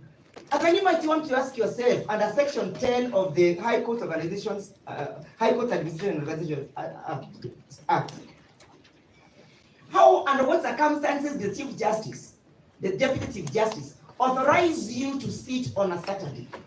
Under what circumstances did the Chief Justice herself, Deputy Chief Justice herself, sit at night, in the wee hours of the night, ungodly hours, and constituted this bench? Your lordship, is of humble submissions that Article 10 has only arrogated that function again exclusively to the Chief Justice, and that the Deputy Chief Justice has no power under Section 10 of the High Court Organization and Administration Act to order you or to authorize you to sit on an odd day like that or the Saturday. Your lordship, permit me to draw your attention again to the case of Omtata. When you retire and the judgment will be highlighted by my learned friend, it is of importance, your lordship, that you look at paragraph 192 of that judgment. It has given the circumstances under which the Deputy Chief Justice can act in the absence of the Chief Justice. One is if the Chief Justice is indisposed, if he resigns, if he's dead, or if he's holded out of office.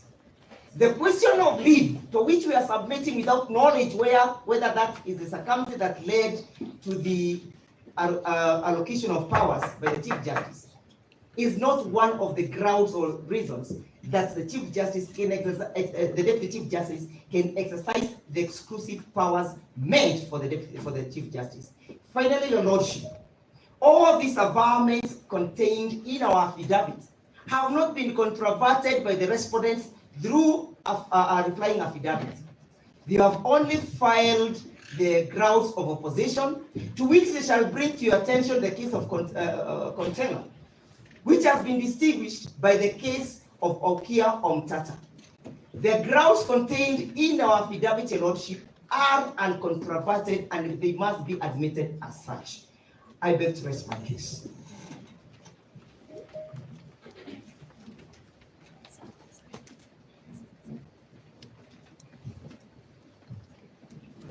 May we request counsel to give us specific reference to Okio Matata has been mentioned by two counsel.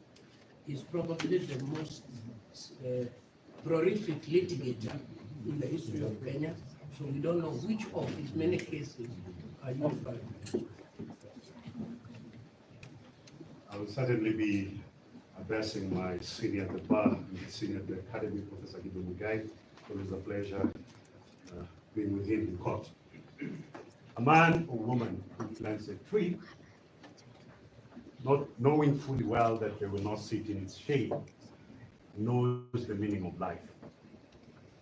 You sit today in such an epochal moment that what you do here has significant ramifications for the Republic of Kenya.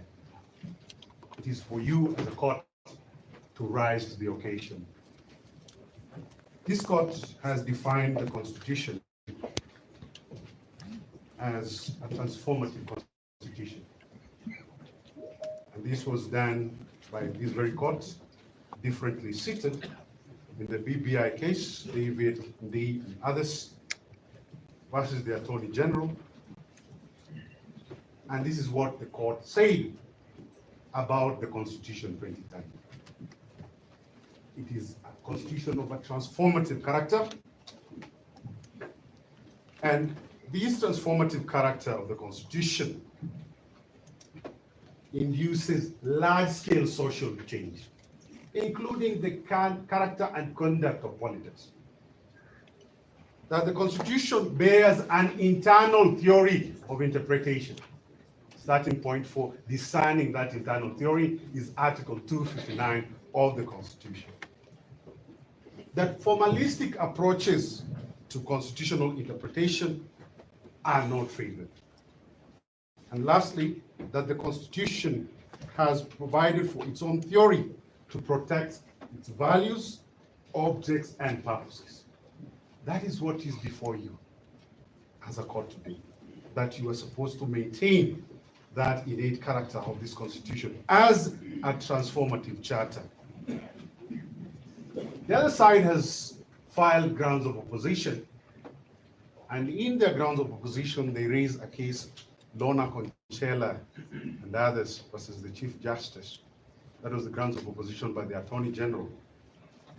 And in that case, this High Court said that the power to appoint a bench is administrative, and that power can be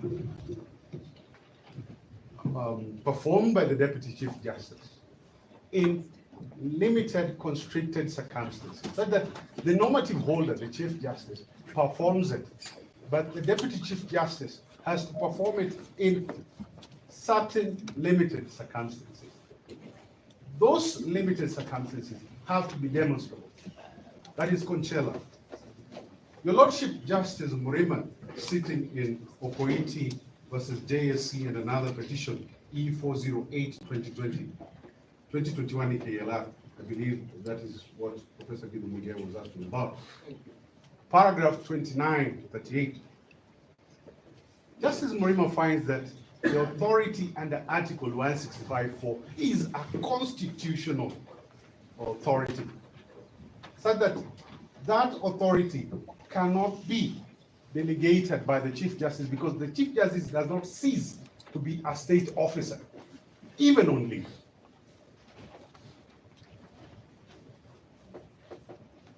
We have another authority here, Petition 31 of 2013, Kenya Medical Research Institute versus the Attorney General. This is found at 2014 EKLR at paragraph 37. Kenya Medical Research Institute versus the Attorney General and three others, 2014 EKLR.